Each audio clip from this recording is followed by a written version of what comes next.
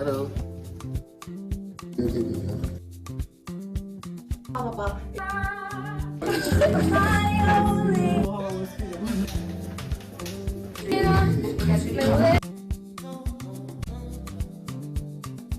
Welcome to Cover Star. This is Advanced Dynamics, where it all happened, the scene of the crime. For 4 days in December, this 22 by 30-foot studio turned an idea on paper into real-life reality TV. When these doors were shut behind performers, it was truth time. No audience, no applause. Just the cameras, the crew, and the ones who comment. Our mission is simple: bridge generations and genres. Jog our collective cultural memory. You're inside Cover Star, where music history meets its next voice. On WESN, the content capital. As you come in. Long time I see you, Jill. This station complete. Ready for children party. Mommy! Jay, you can't go nowhere with these children. And you know you can't depend on Kevin neither Steven to see about them. Yeah, total waste. So I supposed to stay home whole time? Jada is 12. She could see about them. You just leave Jada to see about Kia and Kayla? I thought it's your mother or your sister. Who? Them always busy. Jada could handle that. She cooking and cleaning a long time. And the next two, better know what time it is. It's only me, you know. I will talk to my mother. She just home these days. She will make sure the children okay. Alright. Let me see the moves for later. Before you ramage, make sure the children are okay. Call 996 to report all child abuse now. A message from the Children's Authority of Trinidad and Tobago. WESN.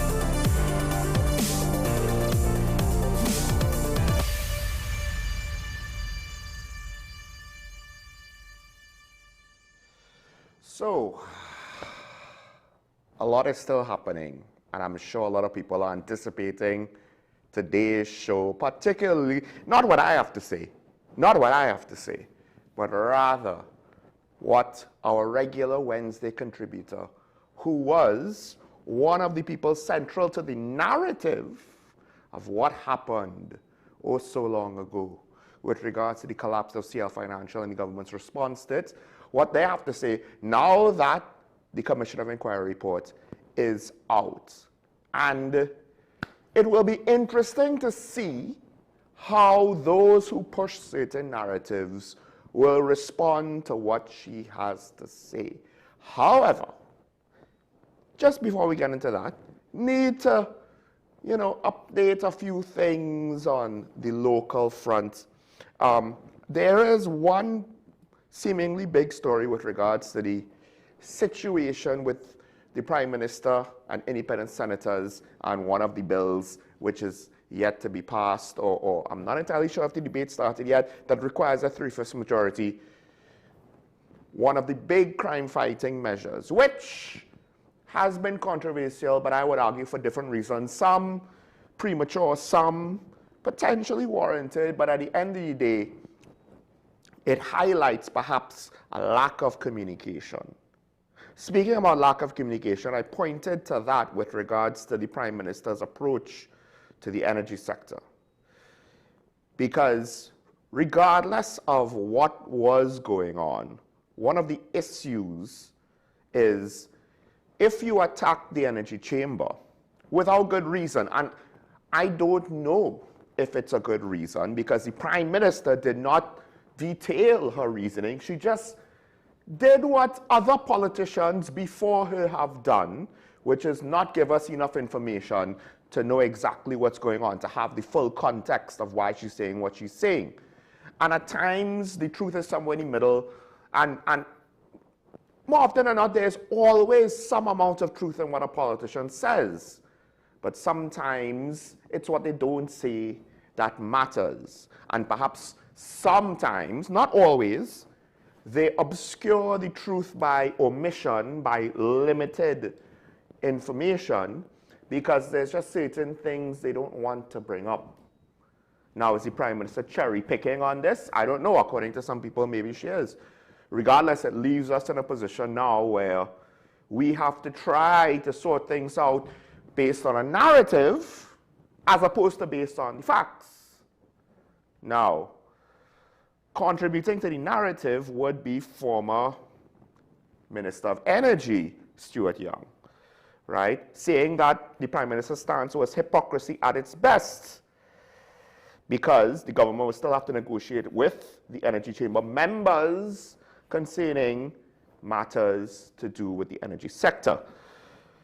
Quote, Kamala Pasabi says, relying completely on the multinational oil and gas companies to negotiate and attempt to obtain cross-border gas. So while she tries to fool the population on one hand, the truth is she is totally reliant on them on the other. And to some extent, I perceive this to be true. I said this yesterday. Are we in the business of building our own platforms and pipelines and plants from scratch?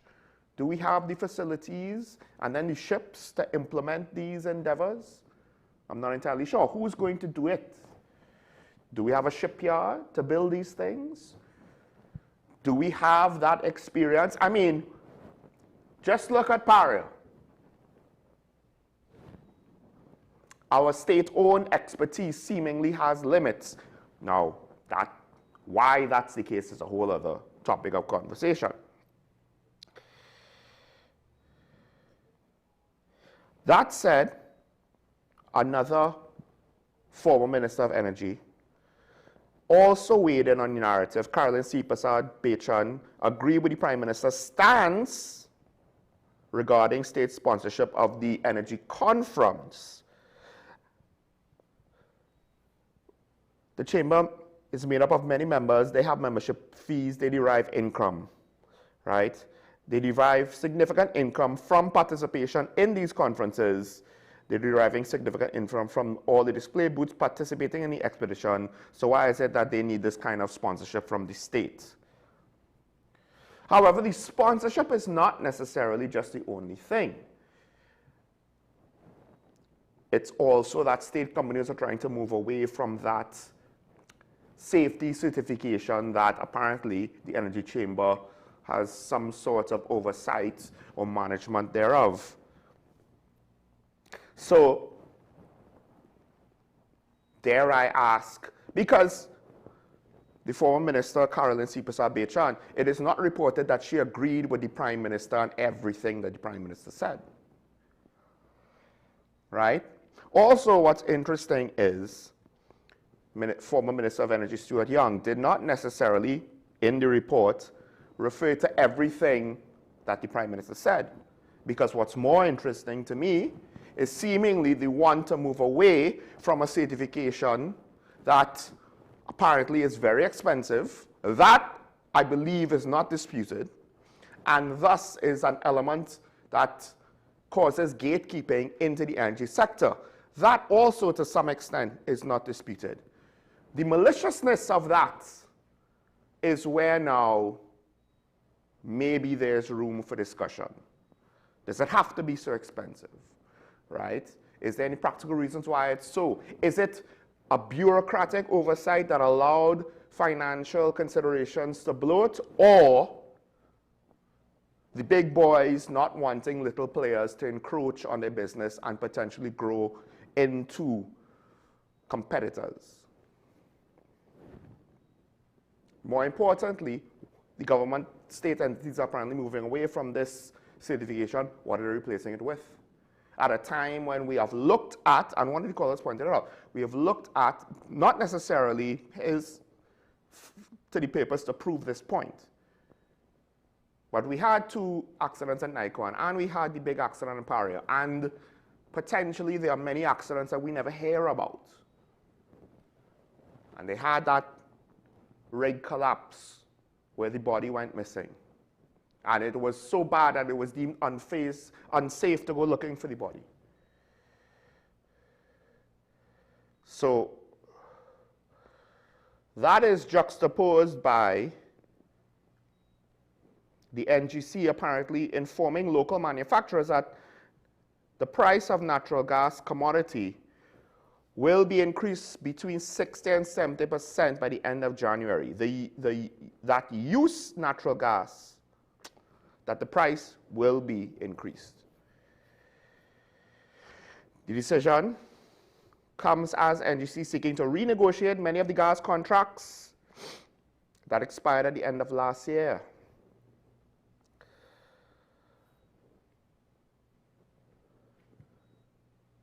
So,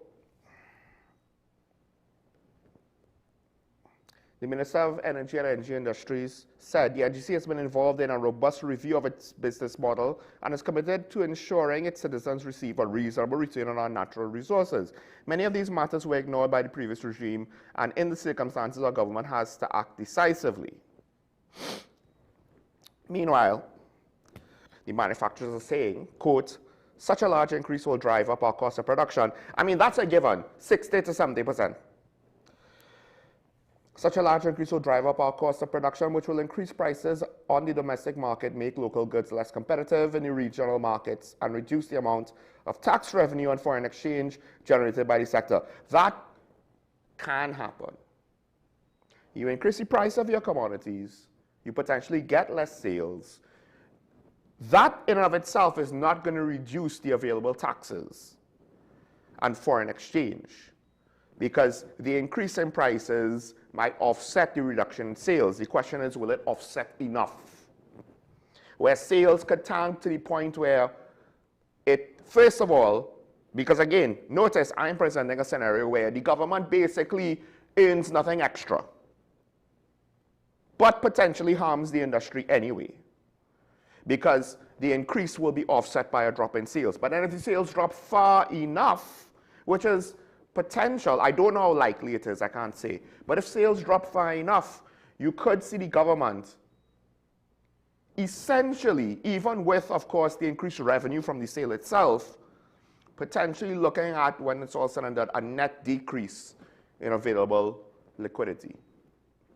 And of course, this goes back to an argument I made about the refinery, because I'm not sure if these local manufacturers using natural gas pay in US dollars. So I could be wrong about this, and if I am, feel free to correct me. But if they're paying in TT dollars, right? I could be wrong. And they are generating foreign exchange. Any attempt to try to make more revenue off of them that could reduce their foreign exchange earnings might not be worth it. It's a similar argument with regard to the refinery, in that potentially operating the refinery at a manageable loss, not at some major loss where you're hemorrhaging money unsustainably, but at a manageable loss just for the foreign exchange might have been worth it in order to ensure that our economy had what essentially is the lifeblood to keep it going, which is foreign exchange, because we import almost everything. Because we have limited local food production, manufacturing, particularly in important technological consumer products, electronics, appliances, personal devices, digital technology, etc., etc., automobiles, certain building supplies, a whole host of products which we don't have local alternatives for. So,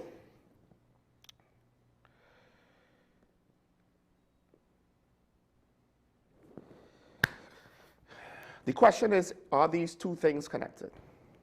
Maybe, maybe not. I really don't know enough about the sector and the inner workings of the sector and the politics of the sector. The politics. Think about it.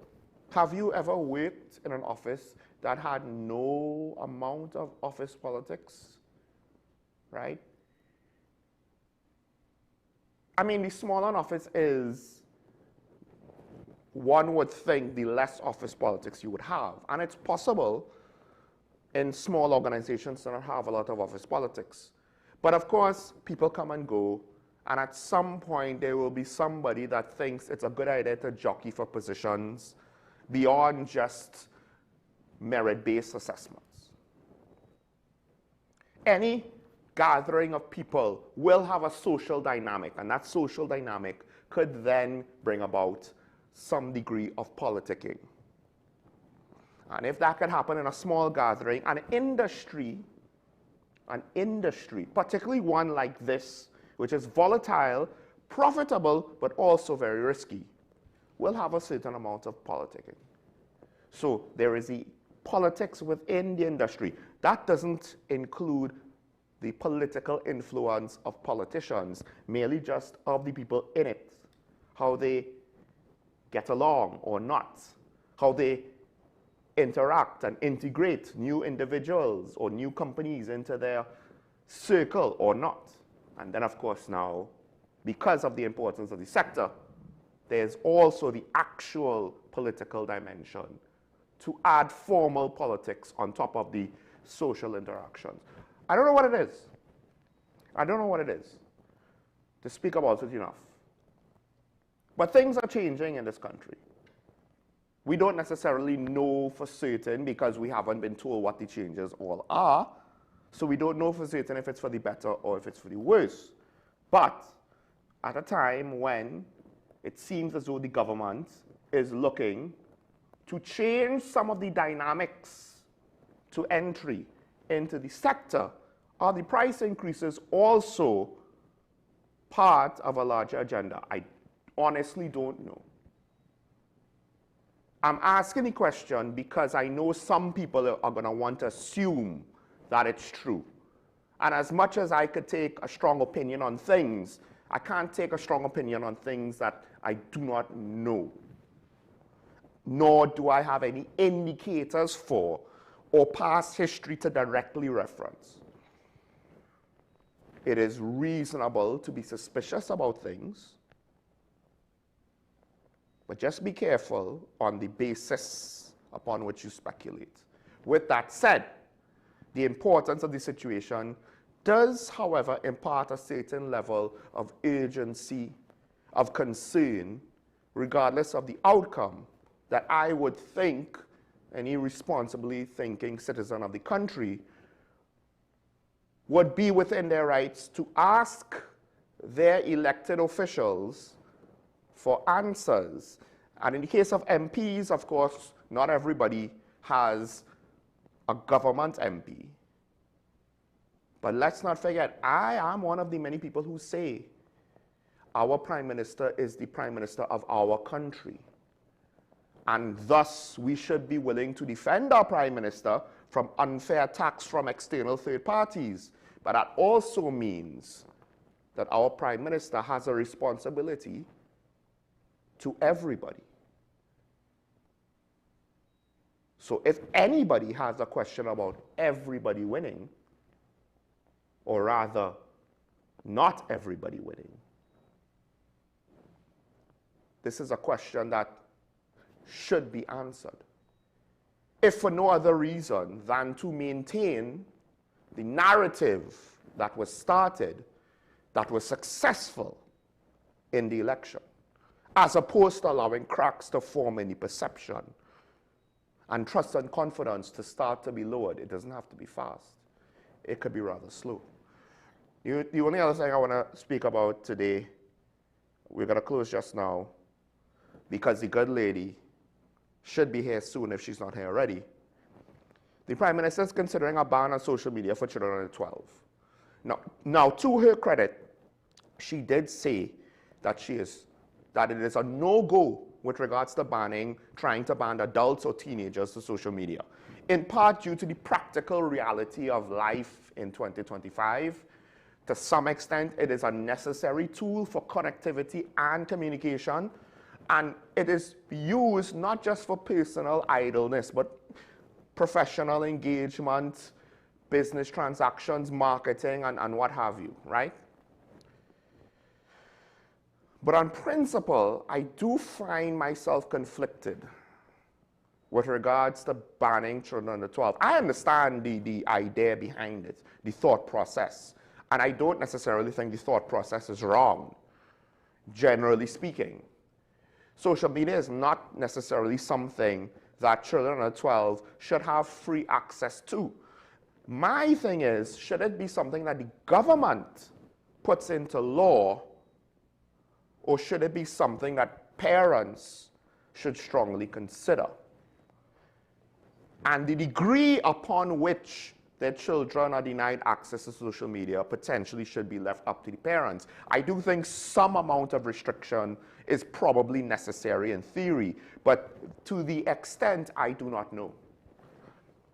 Monitoring is, but monitoring and banning is not necessarily the same thing. There are always the exception to the rule, and do you want to necessarily have a blanket ban that will therefore impinge on the rights of the exception? The exception meaning there might be some families who use maybe limited or specific social media platforms just for their own benefit. And why families? I don't just mean immediate families, but also extended families. Maybe cousins and aunts and uncles and nephews and nieces. They have their social media pages, group pages or group chats that allow them to stay connected in a very sanitized and what's the word? In a manner that's cut off from the rest of the wider ecosystem. But that's just one example, potential. It's also a situation where I don't know if I am ready to see government maybe going down a line that would then potentially open the door for them to go further. Because the Prime Minister now is saying, no, you can't ban adults and teenagers, not considering that. But that's this Prime Minister. If you ban it for 12 and under children, you might have somebody else down the line that might see it differently. And depending on the situation, by not having tools to manage it in other ways, we might decide, oh, well, we might as well. Okay, what about 13-year-olds, 14-year-olds, teenagers, 20-year-olds? And we might see a situation where government might overstep or overreach. Not necessarily due to any malicious motivations, but because we did not consider what about dealing with the issues from another direction. Europe looked at video games where essentially gambling occurred and started enacting laws for those specific things. And you have to juxtapose that, however, with if you make it too difficult for certain companies, they might decide to cease operations in your jurisdiction. However, laws for crimes committed on social media, it's not the same thing as just saying, we don't know how to deal with it, so we'll just have a blanket ban. The correct solution, however, is not readily apparent. I'll leave the conversation there. Let's take a break. When we come back, you know what we're going to talk about. I'm not going to say it again. Sean Michael Small, going to welcome Karen Nishishera next on WESN's Talking Point. Stay tuned.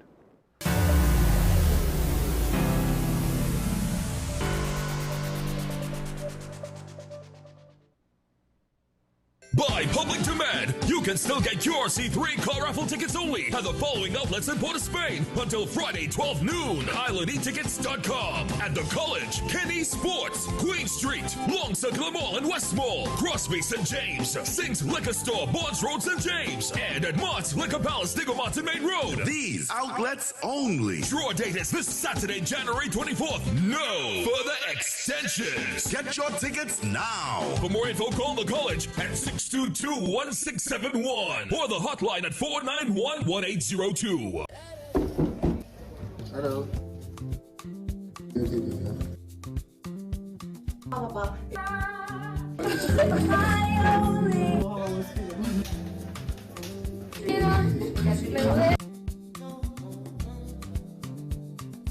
Welcome to Cover Star. This is Advanced Dynamics, where it all happened, the scene of the crime. For 4 days in December, this 22 by 30-foot studio turned an idea on paper into real-life reality TV. When these doors were shut behind performers, it was truth time. No audience, no applause. Just the cameras, the crew, and the ones who comment. Our mission is simple. Bridge generations and genres. Jog our collective cultural memory. You're inside Cover Star, where music history meets its next voice. On WESN, the content capital. They gave us the music. I feel like home. They gave us the memory. Woman, you could run away too. They gave us the rhythms of life. Trinidad and Tobago, join us for a special tribute to our legendary musical icons who have passed on, gone, but not forgotten. Including Bunny, Swallow, Singing Francine, Shadow, Arrow, Maestro, Rootsman, Blacks, Sandoli, The Mighty Terror, plus lots more. Their music still lives on in our heart. An unforgettable night as we celebrate their legacy in Gone, but Not Forgotten. Wednesday, February 4th at Napa and Thursday, February 5th at Sapa. Showtime both nights, 6:30 p.m. Your master of ceremonies, Sonny Bling. Tickets $300 and $250. Early bird tickets bought by Monday, January 26th cost $50 less. For more info, call 732-3402. Gone, but not forgotten. As you come in. Long time I see you. This station complete. Ready for children party. Mommy! Jay, you can't go nowhere with these children. And you know you can't depend on Kevin neither Steven to see about them. Yes. Total waste. So I supposed to stay home whole time? Jada is 12. She could see about that. You just leave Jada to see about Kia and Kayla. I thought it was your mother or your sister. Who? Them always busy. Jada could handle that. She cooking and cleaning a long time. And the next two better know what time it is. It's only me, you know. I will talk to my mother. She just home these days. She will make sure the children okay. Alright. Let me see the moves for later. Before your Ramajé, make sure the children okay. Call 996 to report all child abuse now. A message from the Children's Authority of Trinidad and Tobago.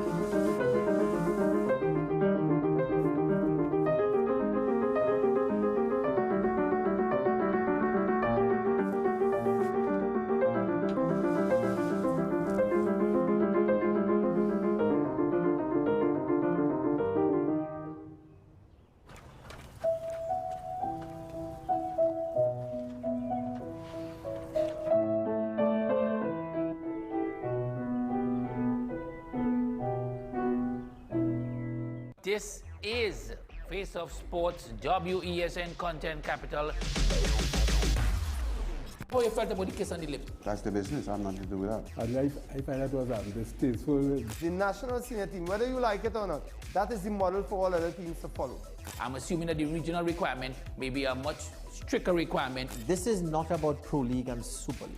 This is a league run by the Normalization Committee that I'm responsible for. Nobody expected FIFA to fund this arrangement. If we don't get a professional attitude towards this, we are doomed for failure. You break the balance, trip the leg, control the body. They ain't gonna stand put forever. Why you want the Chiefs to lose so? Why you want the Chiefs to lose so? They already have two. Lamar don't Why? have. You're jealous because you know the Chiefs getting closer to the Patriots. Let's go to the last part. No. Let's go to the last part.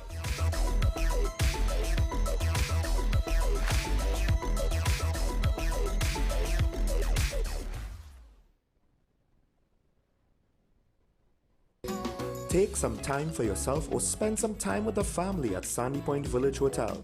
Enjoy our various studio and suite apartments, self-contained with their own kitchenettes and Wi-Fi. We also have our famous 100-foot swimming pool and our beachfront restaurant, the Steak and Lobster Grill. And our location in Crown Point puts us near the center of activity from the nylon pool to the local nightlife. Call us and make your reservations at 639-8533, 389-2378, or email us at sandypointvillagehotel@gmail.com.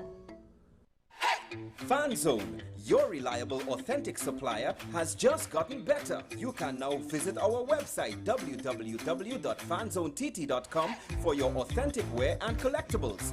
The only place where you can use both your Visa debit and credit cards. Visit our website fanzonett.com to make your purchase today. This is 10 Questions. I'm Andy Johnson. The distance from where we should be in the world in going forward on our commitments with climate change. The effects of climate change that cannot be accounted for. It's called loss and damage, and we're seeing loss and damage happening so much more in this decade and the previous decade. The principal term there was this question of the correspondent banking issues. That is why we're trying to build capacity with this country here, Trinidad and Tobago, and other countries in the region. Man is not showing any signs of stopping or even slowing down. More than half of the forest in Trinidad is already gone. All the plants and all the animals and all of the nice clean water and fresh air and everything had to be on this planet for humanity to have a chance. We have small change when it comes to countries that can take decisions, and when they speak, the world listens. The General Assembly is a very democratic forum. And Trinidad and Tobago has the same vote as Canada, in spite of the obvious difference in size.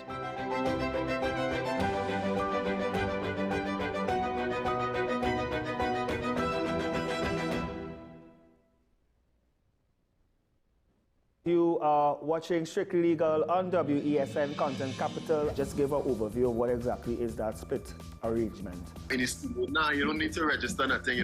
We can do that another time.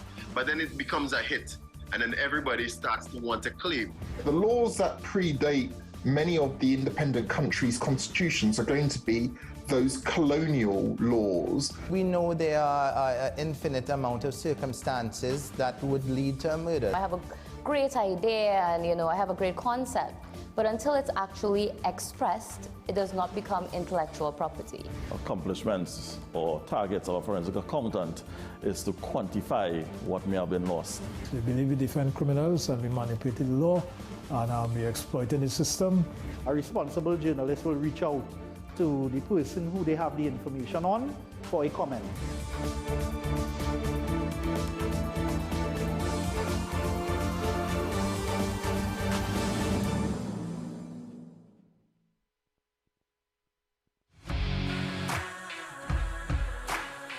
Every day, we communicate through stories. Stories of ourselves, our challenges, our goals, our experiences, and our aspirations.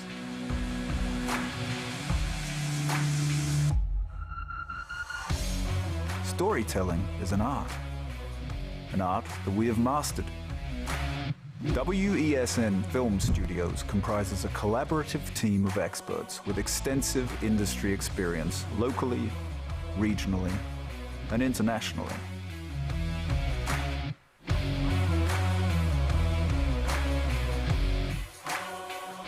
The ability of your business to successfully communicate with your preferred audience depends on the strength of the stories you tell. Your vision should be communicated in a high-quality, professional, and creative way.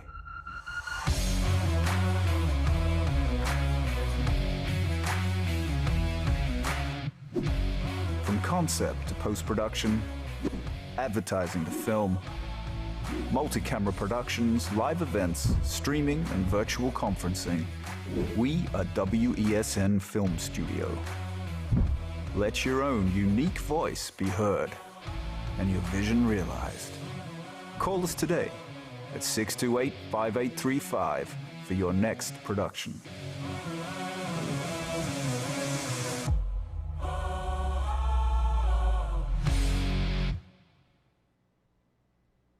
By public demand, you can can still get your C3 car raffle tickets only at the following outlets in Port of Spain until Friday, 12 noon. ICNTT.com. At the College, Kenny Sports, Queen Street, Long Circular Mall and West Mall, Crosby St. James, Sinks Liquor Store, Bonds Road, St. James, and at Mart's Liquor Palace, Digger Martin Main Road. These outlets only. Draw date is this Saturday, January 24th. No further extensions. Get your tickets now. For more info, call the College at 622-1671 or the hotline at 491-1802.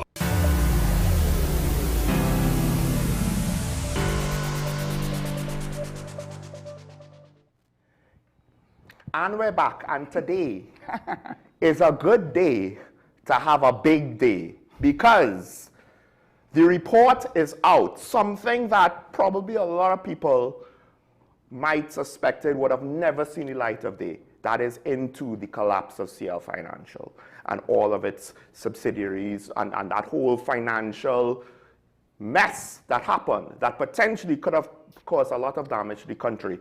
And someone who had to deal with that situation is with me here today. Someone who has had certain accusations leveled, right, about her conduct and her motivations of why certain decisions were made. However, potentially, if you are able to read through the 676 pages of the report, you might find certain arguments made in her favor. More importantly, now that the report is out, she has license to speak freely about certain things because the facts detailed in the report will back up her claims, and she finally gets a chance. She has been calling for this on Talking Point, I think, for at least a couple of years now.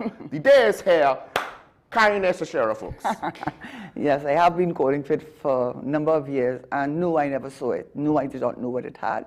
But I felt confident enough that based on the way the commission was conducted, Peter Carter, who was the Queen's Counsel, I don't think he had much confidence in me at the beginning, but certainly from his line of questioning, I felt that he felt that about me. I had dealt with the HCU before that, and I didn't get any criticism for how I handled the HCU. And so I wanted to be able to speak out because, you know, this is what I told Sean before, and I'm going to say it now. I told Sean I want to be able to let it all hang out because that is one of the problems I have had. When this issue arose way back in 2010, so all that the Attorney General, who was the Attorney General when I was there actually, he did look over the MOU. They said it was in the report, they wrongly said it was Bridget Annison George, but she had been, well, asked, I don't know how you want to put it, but he had been brought back from London. So when the MOU was finally prepared, drafted, it was sent to him.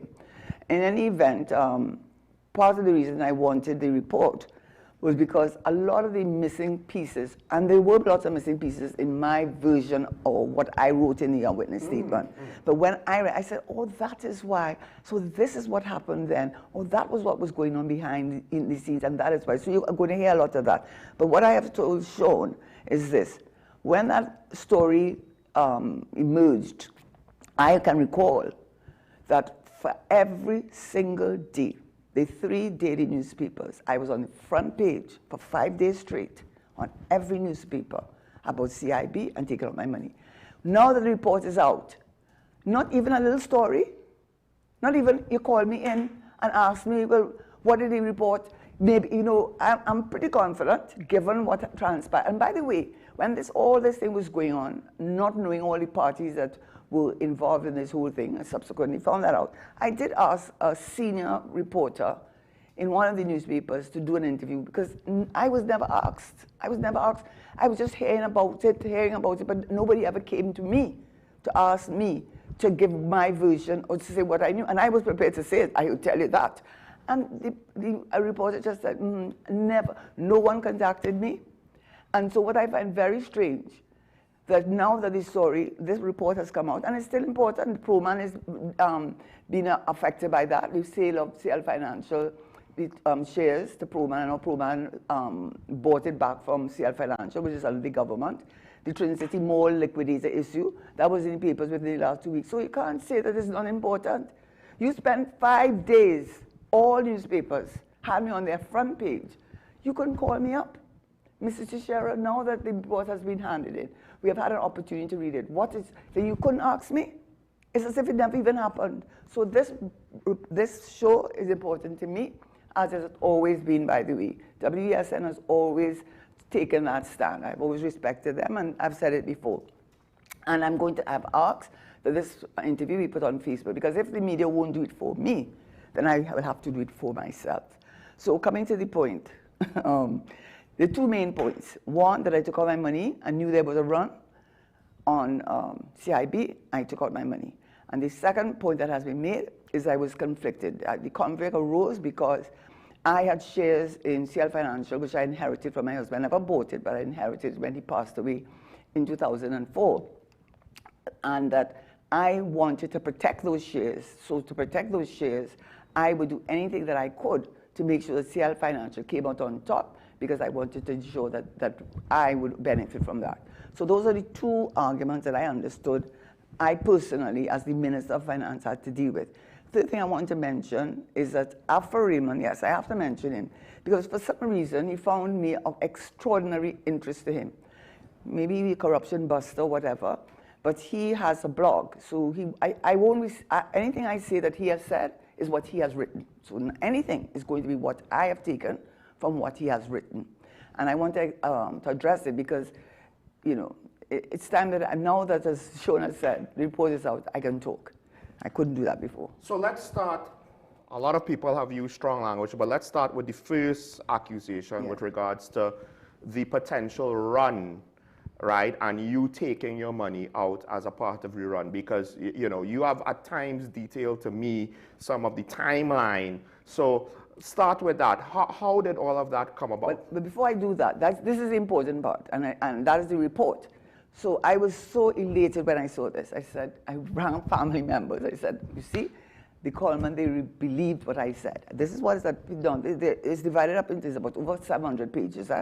But the last part that's headed section F, page 60 of 131, they talk about me having a meeting, faxing to me on the 14th of January, a copy of Dupre's letter of January 13th. But this is what I wanted to say, because why the newspapers couldn't write this or ask me about it? According to evidence, which this commission accepts, she had no previous knowledge of CL financial problems. Okay? Before the 14th. She had no, the 14th. In the meantime, Central Bank had on the 14th of January 2009 faxed to the Minister of Finance, that's F92, Karen Nunes Teixeira, a copy of Mr. Dupre's letter of 13th of January to the Governor. According to her evidence, because that's when we had that meeting, which this commission accepts, she had no previous knowledge of CLF's financial problems. And CLF is the holding company of which CIB is one of their companies. They have said that. That commission of inquiry was not set up by me, you know. It was by the People's Partnership. They were not going, they're the ones that hired Coleman, you know. They're the ones that hired Peter Carter. They're the ones who put in their whole group their whole set of lawyers. Nobody was there looking out for my interests. And as I already said, I demitted office in 2010. I went back to teaching at the Faculty of Law. I had nothing to do with anything. I had no influence at all on anything. I had never seen the report. I wanted to see it. And I will have to thank the Prime Minister, Kamala Persad-Bissessor, who kept her word. Yes, she did. She said that she was going. I had given up hope, actually. And so when someone called me and said, well, you know what I'm calling you about? I said, no, I don't. But I didn't say anything, actually. I said nothing. I said, well, I'm ringing you about the report. What report? The CL Financial Board. I was so shocked. I couldn't believe that she had it. So I spent, well, you know that. I spent over a day, 2 days trying to get the report. So the point about it is, in that one sentence, they are saying I had no previous knowledge. And I will give some indication of that. Yes. Right? But they said it. Now, why couldn't the media call me up? The media that spent 5 days talking about how I took up. Why couldn't they ask me to say, Mrs. Teixeira, what do you have to say about what the commission effectively said? Because I can assure you, if that sentence did not read that, but that sentence said the opposite, it would have been on the, I suspect it would have been the front page. And that's fine, that's so unfortunate. But that's all I will have to say about that. The other thing is the conflict. So let's deal with both of those matters. And I also mentioned to you that I was going to refer to Alpha Raymond's document. The reason why I think it's helpful is because for some reason, he seemed very fixated with me and my incompetence and my apparent, well, it certainly gave the impression that he didn't think I was above board. And he spent an inordinate amount of time devoted to his blog in making comments. So I'm going to use that because it's an interesting starting point to look at it. I don't know if you want to help me to look at it, the January 14th meeting. I don't know if you wanted to. Well, I think one of the things is people might want to ask, how is it that, because you said earlier, you alluded to the fact that there were certain aspects of this whole thing that you didn't know. No, I didn't. And in part because when it first started, from what I understand, either Mr. Dupree, because it was his letter, or his representatives, they were contacting the central bank's governor first, right? It didn't reach you yet. And then afterwards, there was certain instances where you left the central bank governor to do his job, and you did not want to necessarily be seen after the fact as someone who was there kind of overseeing him or controlling him. Right, so you're right about that. I didn't know. You have to remember, as the Minister of Finance, that was the time I had the global financial crisis. We were establishing the International Financial Center, and Lehman Brothers was supposed to be our anchor tenant. Lehman Brothers collapsed. Right. Bear Stearns, I recall the gentleman from Bear Stearns came to see me maybe about 2 weeks before this collapse happened to get the government, the ministry, to invest in Bear Stearns. It's an investment company. Bear Stearns collapsed from a Friday. By Monday, it was out of business. And the reason, if you read about it, is a lack of confidence. Within one weekend, Bear Stearns, one of the hugest, most successful financial institutions in the United States, collapsed in a weekend. I was very well aware of those things. So as the Minister of Finance, and also to something perhaps people may not remember, we are an energy economy. Oil. I had gone to the meeting in Washington. They call it, I think they call it the autumn meeting. They have the spring meeting, autumn meeting. In any event, they had a special meeting, what they call of the smaller SIDS, the smaller Caribbean islands. And I remember talking to Strauss-Kahn, who was the head of the IMF. And I asked him, well, what do you think oil prices are going to be? Do you think it's going to stay at $100? Because it was a little over $100. He was absolutely sure. Do you know in January, when all this thing collapsed, and which is what... in January? In January of 2000, and that's when we got the letter from Mr. Dupree. By January, oil prices had collapsed almost to $23. I had to go back to the cabinet. I had to go back to the parliament because we just were not making that revenue. So as a member of the government, you are seeing a global financial crisis, Iceland collapsing, Greece, all the so-called developed countries collapsing in a matter of just like like dominoes. And you are in Trinidad and Tobago. You knew about Lehman Brothers, you knew about Bear Stearns, and you certainly knew that the price of oil had also collapsed.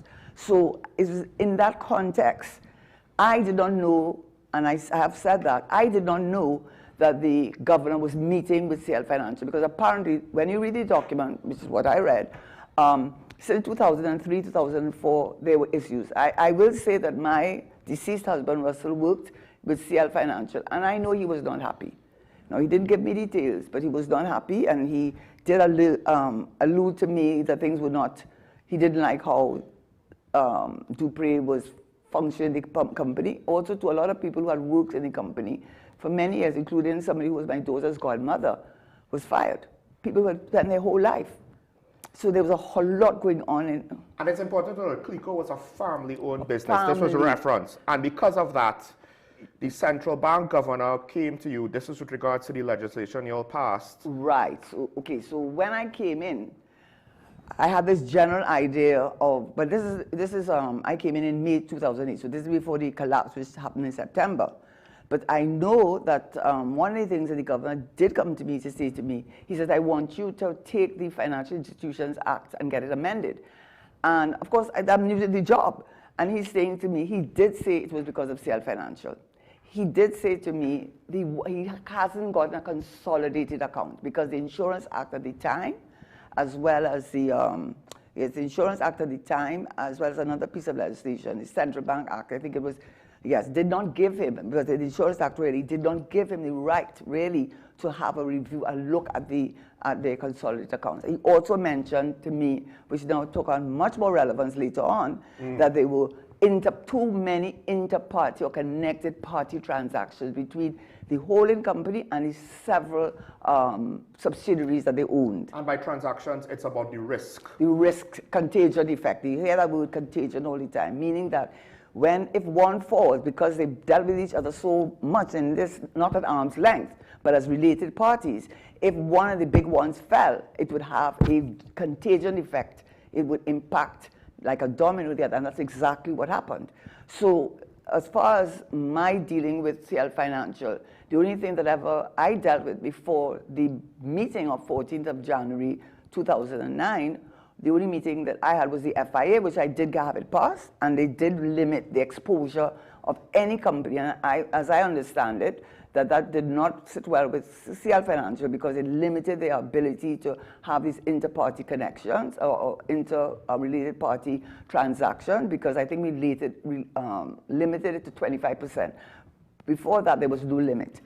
A lot of people would think it was the legislation and imposing the limit that caused the collapse, when there were a lot of other factors, like you were saying. Certain businesses of CL Financial essentially bottomed out, I think, including they had a plant, was it a methanol plant?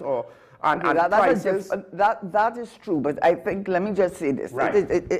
It's a number of factors, but if you were to ask me, and if you read the report, yes, it is detailed. And all it does is that it really supports or confirms a lot of information that I had put in my statement and that I was not aware of. For example, so you ask me what would have been the major factors.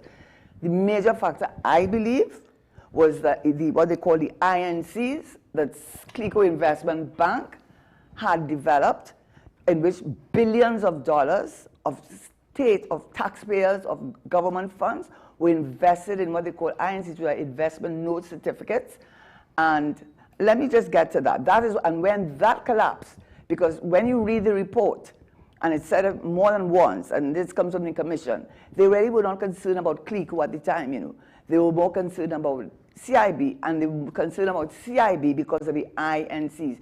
What had happened, NGC, NIB, Unit Trust, all the huge and successful state companies had invested in this investment note certificate, which, by the way, I never even heard of until the 14th of January. But apparently, they had invested in this INC, which was short-term financial vehicles, with huge interest rates. And I suppose it was what was going on with the global financial crisis, what they probably heard about what was going on with, whatever the reasons were. When they were about to mature, most of them were about to mature early in 2009, they said to CIB that they would not reinvest it. That was billions of dollars.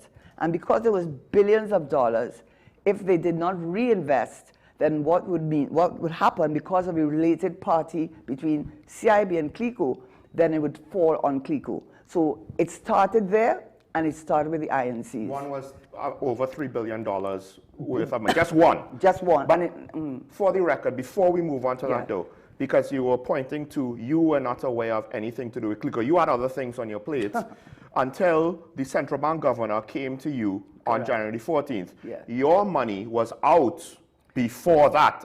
Because people are thinking, oh, you found out about Clico and then you pulled your money out. No, you took your money out before that. But in all fairness, I took it out close to the date on which the governor came and spoke to me. But what I will say is, the governor had not said anything, not a word, and in fact, he had not said a word to me.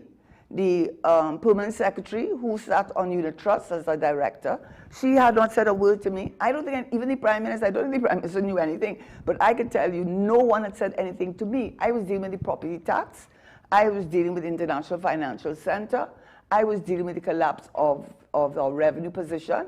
And unless you came and told me, and when did they come and say anything to me? The first time I heard anything was on the 14th of January. By the way, this is technically within your first calendar year. Yes, I don't think you were minister for 12 months yet. No, I was not. So right. I was new to the job. So now let's move on. Do you want to go to the INCs or? Well, what I want to say is that, so the meeting, and so that is connected. In the meeting, I recall that I was in my office, came to work, and I saw this fax copy from Lawrence Dupree talking about the need liquidity support. temporary liquidity support because of the global financial crisis, and they were looking for the central bank to do that. Central bank, by the way, couldn't do it because I think they are the lender of last resort. It ended up having to be the government, which is how we became involved directly. But in any event, so I saw the letter. I didn't know what to make of the letter. I said, oh, that's strange. I went to the Policy Formulation Committee meeting, which is why I remember the date as being a Wednesday. And the governor did look at me and he said, did you see the letter? And I said, yes, because, well, I don't know. I just said, yes. He said, well, I do think he looked a little puzzled. And he said to me, well, I need to speak to you and the Prime Minister. So myself, the Prime Minister, the Permanent Secretary, which Alison Lewis, and the governor, so at least I'm calling names, came in this small room. There was a small room where the Prime Minister kept. And that is when the governor said that talked about the INCs. And why the INCs? Because apparently what had happened, and this is where Afra Raymond, I have to quote Afra Raymond on this, because that is what started the whole ball ruling. What had happened was that Clico Investment Bank was the bank that developed the INCs. And the INCs had been bought by many of the state enterprises in the billions of dollars. And the INCs had then informed, this is what the governor told us, said they would not reinvest in. And the CIB executives got very concerned because they said if the government did not reinvest in the INCs, Clico Investment Bank would collapse, because that was what was keeping it afloat. That was what was keeping CIB afloat. I knew nothing. I asked the governor, there's Alison Lewis, you can ask, she was a former permanent secretary. I asked the governor, what are INCs? He said the investment note certificates, and he explained what they were. So I want to say this, and so to read into why it started there. And I'm going to read this from Afra Raymond. Afra Raymond, and he has a blog. And in June 2017, I'm quoting what he said, and so I will answer the question on INCs. He said, the first and hugest mystery for me is how did Karen Nunes become our country's Minister of Finance, given that she did not have any specific financial training or background. More telling yet was that as minister, she was effectively senior to Mariano Brown, who is eminently qualified and experienced in accounting and finance. In fact, he has repeatedly stated that he was sent out of the country on official business when the crucial meetings took place. And then he went on to say that Brown said that he was never took part in any of the negotiations with Clico CL Financial, that he was out of the country. And he said he emphasized that the bailout was always the province of the Minister of Finance and the governor of the central bank, and had no part in those decisions. And then he said, this is the last part. Afra Raymond again queried in the same article, this is quoting from him, for starters, it's even clear before that former Minister of Finance Karen Nunes had serious questions to answer in relation to a central role in this bailout. Given that financial training and experience form no part of her profile, one could only wonder what prompted Manning to appoint Nunes to that position. And I will add, not you, Mariano. Now, that is a very... I mean, that is, and maybe we will... God. When it is all said and done, we can put more light onto that, because... And let me say why. I am going to give the answer. No, I'm giving the answer. Right. So I said, well, you know why? Maybe he had a conflict of interest. And maybe the government was trying to protect Mr. Brown. And what was his conflict? He's the one that started Clico Investment Bank in 2004. He was the one that developed the investment note certificate. He was the one in charge of state enterprises. He was the one that, and he was also a former treasurer of the PNM. And so when go ahead. He was in charge of state enterprises, meaning the decisions on the investment into the INCs by those enterprises was technically under him. Absolutely. So he made the company, he made the entity, he made the financial instrument, and then he was the one to decide, potentially, or at least he would have been far more in control than you, with regards to the decision, and he had the knowledge with regards to the decision not to reinvest the government, to take the government's money out. Absolutely, and the thing about his state, and I did not give him that portfolio, the Prime Minister gave him that. And I remember at the very beginning, when he was given that portfolio, I met with him and the Deputy Permanent Secretary. And one of the concerns was that they didn't have a proper, reporting system from the various state enterprises to the ministry. So we developed a manual where either permanent secretary, a deputy permanent secretary, or senior ministry official would attend any of the meetings of these huge state enterprises, bring back and do their own minutes so that we would know what was going on. So I am not saying that he knew, but I am saying that that is where the conflict of interest would have arisen, and that is why potentially. Yes, yeah, that is where it would have arisen. And to answer the question, if he knew, as the person responsible for state enterprises, if he knew that this was happening, he never ever told me. If he knew, he never told me. He's there. You can ask him. So because and let me finish that. So when I heard about the INCs, I am not going to say who the person is, but when I heard about it, then I was told that very same morning that somebody who was a CL, the big holding company executive on the board, had gone to convince Mr. Brown to get the government to reinvest in those INCs, because if they didn't, CIB would have collapsed. And that apparently happened very early that morning of the 14th. I did not know. I did not know. That was news to me. I turned, the PS, you can ask her. She was in the room. She's still there. She could answer the question. And I said to the Prime Minister, I said, well, I don't know anything about this. And then he called Mr. Brown in the room. And he asked him, is that so? He said, yes. So I asked him. I said, so why didn't you say something to me? I was going to tell you. He told the PS, but he didn't tell me. He told the PS, but he didn't tell me. So at that point in time, which is from the 14th, so at that point in time, I learned for the first time that the INCs were the cause keeping this CIB afloat, and the government was saying that it was not going to reinvest. There were 3 months, I understand, and they were not going to reinvest because I guess their concerns about CIB over the years and then the global financial crisis. And so the Prime Minister told me on that same day, I want you to meet with CL financial executives. All of that is in the report. So I'm not saying anything that you can't read in the report. It's all there in the report. It just puts together what I am saying, and now you're seeing, yes, it's making sense. And he never told me what to do. He never said, I want you to do X, Y, and Z. He just said, meet with them and hear what they have to see. So that was on a Friday. And do you know what they came to ask for? And it's in that... It's in that meeting that that Mr. Dupree had the day after he signed the MOU. They asked for unsecured loan.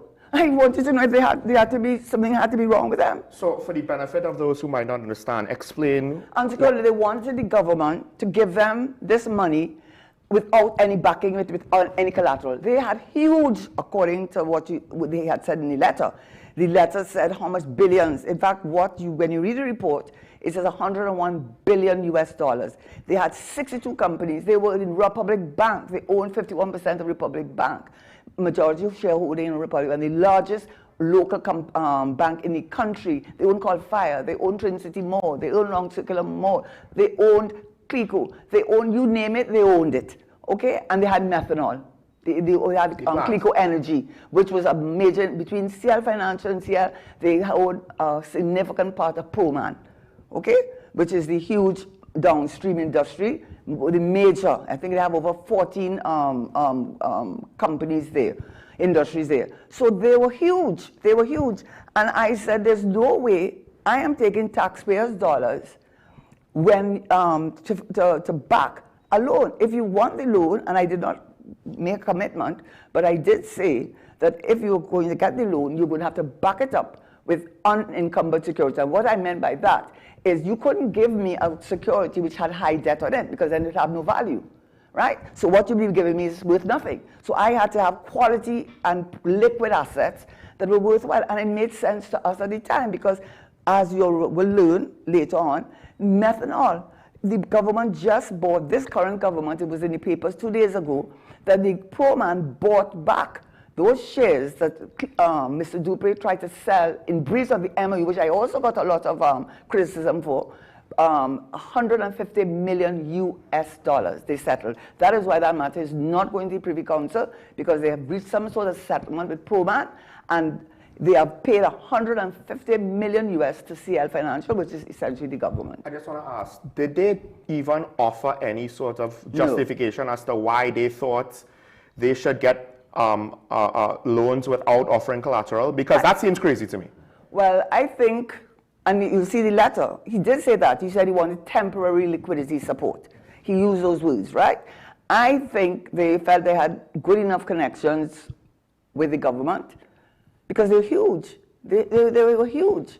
I mean, they were just very big, too big to fail, you might want to see, right? I feel they felt they were too big. I also felt that they knew we had a lot to lose because as the government, if CLICO or CL Financial went under, if there was a run, I mean, the government, of which I was a member, it was going to virtually collapse under our feet. It was going to, so they knew we had a lot to lose. The economy. Yes, yeah, but the economy, and therefore the general economy. The economy would have collapsed. Not just the shareholders, not just the people who have money in CLICO, but it could have had an effect across the financial system. Absolutely, because from the time people who would have heard that, the Republic Bank would have a line. By the time they heard that, CLICO would have a line. By the time CLICO had a line, Qualify would have a line. It would have collapsed like dominoes. And they knew that. They knew that they had a bargaining chip. And for some reason, they believed that they could come to us. And that is what the letter says. The January 13th letter asks for a line of credit. And if you have any doubt that is what they were coming for, and which they did not get, I said, no, you've got to give us some assets, and you've got to give us assets that are worthwhile.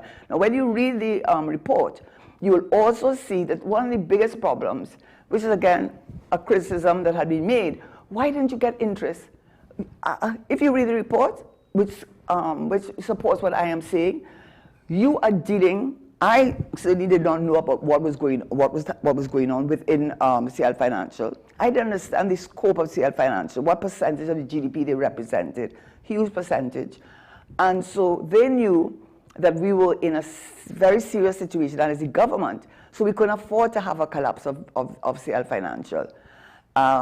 And so they were playing a game with us. That's how I looked at it, because they could never tell you, and if you read the report, you're going to see it over and over and over again, that you could not get them. The meetings when we met with them, outside of the meetings, asking them, what assets do you have that are available? What assets do you have that are unencumbered?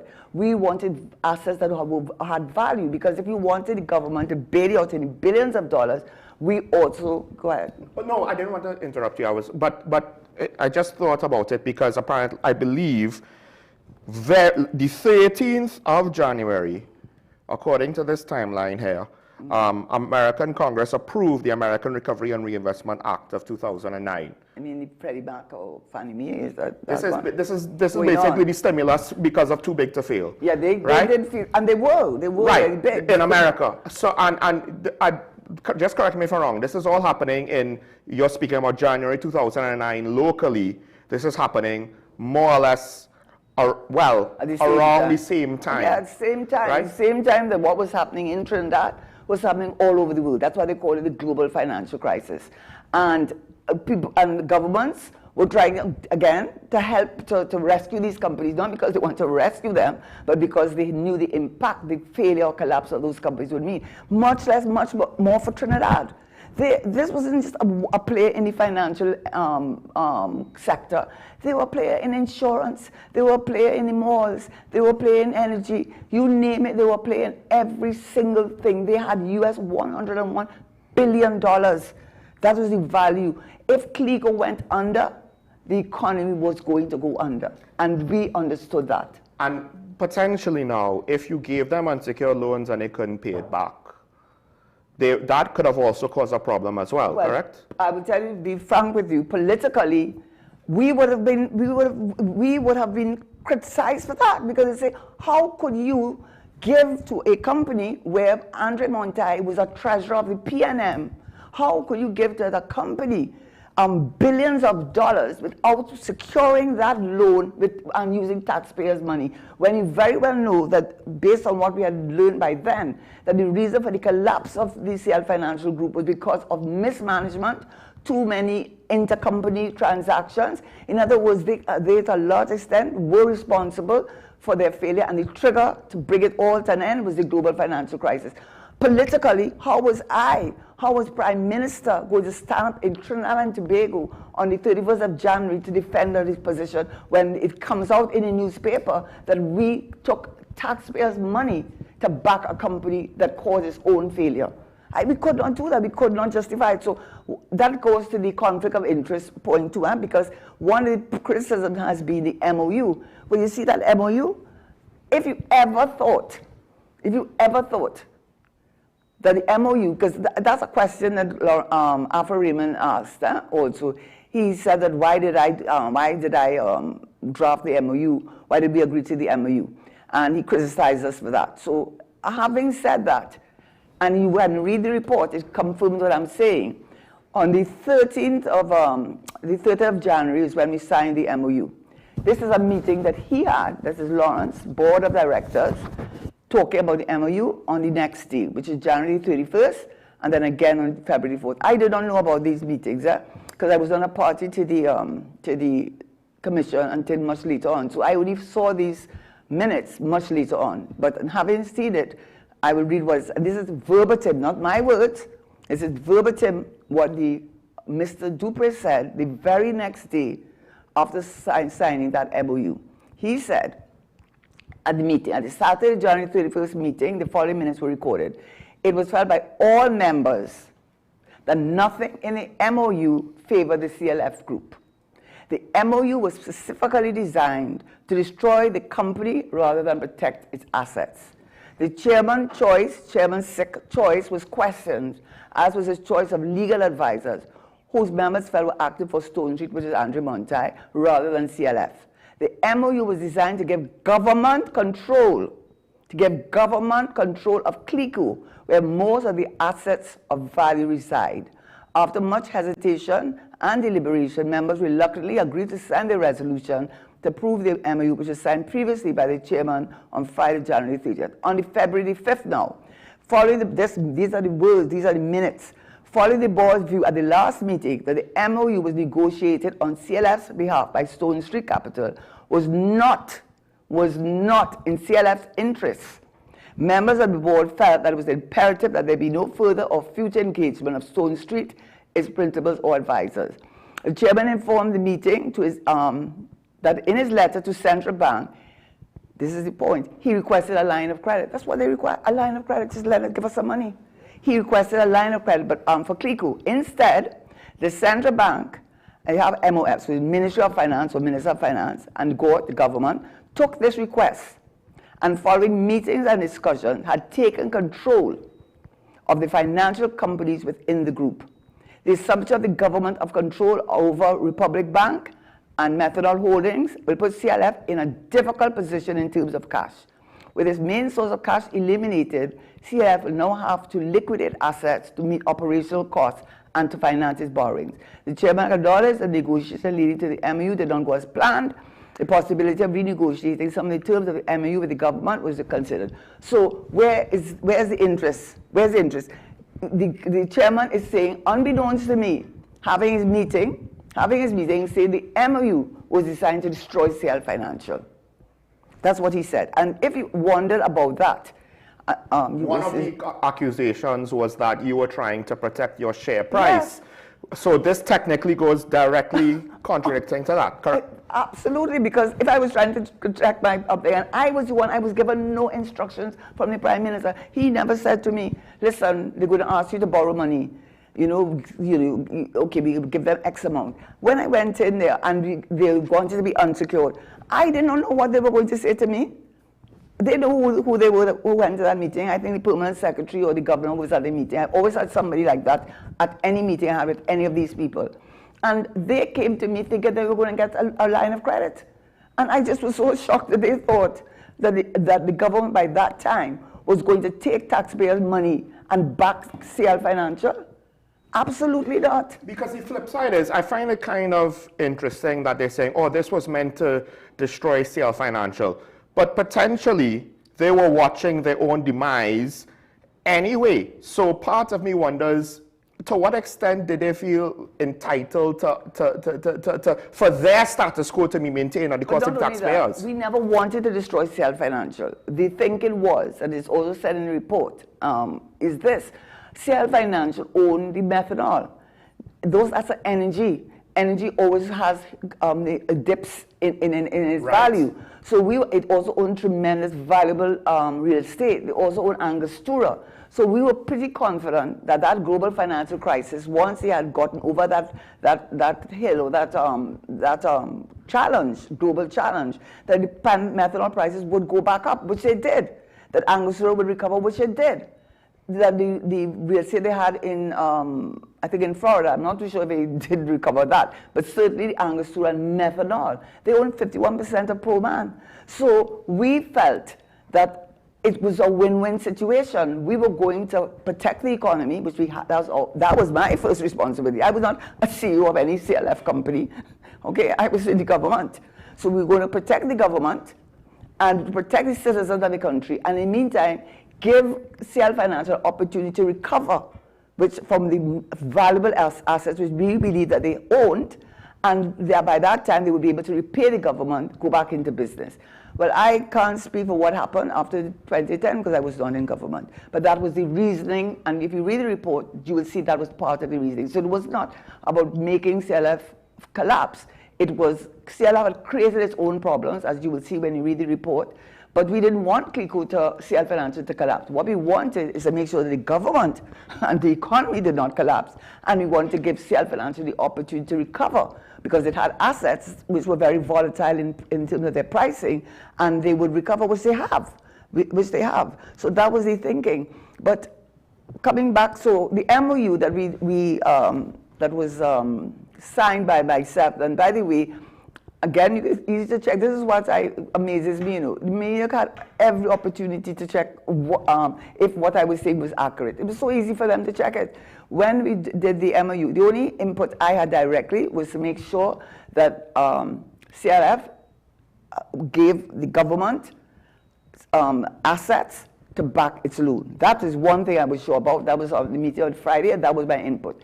But after that, Stone Street Capital, Andre Monti, MG Daly, Joanne Julian, acting on behalf of Stone Street, which is Andre Monti, negotiated the MOU with the governor of the central bank and his staff. We, Karen Nunes Teixeira, Shelley Collymore, Treasury Solicitor, I can't remember his name now, but he was an attorney at law, I don't remember his name, Permanent Secretary Alison Lewis. Anyway, a number of us were in the Ministry of Finance whilst they were negotiating, which by that time now, we knew that time was of the essence, because we knew by that time that certain members of the media had gotten wind that something was going wrong. And so we wanted to make sure that they did it as quickly as possible. So they did draft the MOU, brought it up to us, and when they brought it up to us, that whole team in the ministry, we all looked at it, the advisor, the attorney at law who was also giving advice, and the only change that I recall making was that it was not going to be signed by the governor, and that came from, anyway, and the reason was that the government was the paymaster, it was not the central bank. And therefore, if the government was going to be the one to pay the money out, then somebody on behalf of the government should sign that MOU. So that was the only change that I recall was made to that MOU. The MOU was sent back to the central bank. I guess they cleaned it up, sent it back to us. The permanent secretary did say to me, Minister, before you go signing that, send it to the Attorney General. The Attorney General was John Jeremy, not Bridget Anisette, because he had come in by then. We sent the MOU to the Attorney General for his approval. It came back to us, he approved it, and then that's when he was ready to sign. So that's how that thing, and you can always check. Not only do you have the report, I call the names of the people. I'm not afraid to call the names because those are the people who were there. And you can ask them. You can ask them what happened. Did I go down to the central bank? Did I instruct the governor? Did I instruct Stone Street Capital? Absolutely not. The only thing that I definitely had input in, that they had to pay back the government and they had to secure that loan. That was what I was sure about. And so if you ever wonder if the MOU was worth it, you will see the ProMan. This is what I wanted to point out, the ProMan sale. The ProMan sale, I don't know if you people remember this. The MOU, one of the things that it required was that the CL Financial will give us a schedule of assets that it held, the value of those assets, which ones were encumbered or not, and the value of the encumbrance. Because if you had an asset that's worth 20 million, but you have debt on that asset of 25 million, it's worth less to us. right? So we are lending you money. We're going to be lending you money against an asset that has no value. So and also that any sale of any of those assets that they had in that list, they were to get the approval of the government. That was clause 20, I believe, of the MOU. Well, what did Mr. Dupré do? He signed this agreement on January 30th, and by February the 4th, I believe, he had gotten in touch with Proman, Cassidy, and because they have a court of appeal decision on it anyhow. Yeah. And so it details all that went on. And by the way, I was a witness in the hearing, in the High Court hearing, on behalf of the government in that matter. So what he did, behind the back of the government, in breach of the MOU, he went and he agreed with Cassidy to sell CLF and Clico, which also they were holding those shares in trust for CL Financial, totaling 37 and 14%, 51%, which gave them the right of it gave them the right to sell and sell to Proman first. Proman had the first bid on those shares, and they sold it for $46.5 million US, which was said to be at a gross undervalue. Now, I already read to you what CL Financial said about that MOU. They said the MOU absolutely destroyed CL Financial and that it had put them in a position that clearly was not in the interest of CL Financial. But also the court. When that matter went to the court, because we took them to court, that is the government, CL Financial, took Proman to court to set aside that sale. Because they said that sale was done in breach of the MOU. The MOU required CL Financial, the chairman, to let the government know what assets they had and to get the approval of the government before he sold any of those assets, which he did not do. And he did go to the court. And this is what I'm looking for it. This is what the court said. Gosh. So he went to the High Court, and the government won, and then it went to the Court of Appeal. It was challenged at the Court of Appeal. And when it went to the Court of Appeal, I'm looking for the actual, because I want to use the actual quotation. I don't even want to use my words as to what the court said. The Court of Appeal, in any way, confirmed the decision of the High Court, said that the sale would be set aside, and they said words to the effect, were it not that for the MOU, Lawrence Dupré could have done what he wanted. It was the MOU that prevented him from selling those shares to Proman, and for that sale to be set aside because it was breached the provisions of the MOU. And I'm looking for the exact words that they used, but they blamed it. Because those shares were part of the collateral. Huh? Those shares were part of the collateral. Yes, because Methanol Holdings, it is Clico Energy Limited, and some other company that was owned by the holding company, CL Financial, and they owned together, when you added it together, they owned 51% shareholding of Proman.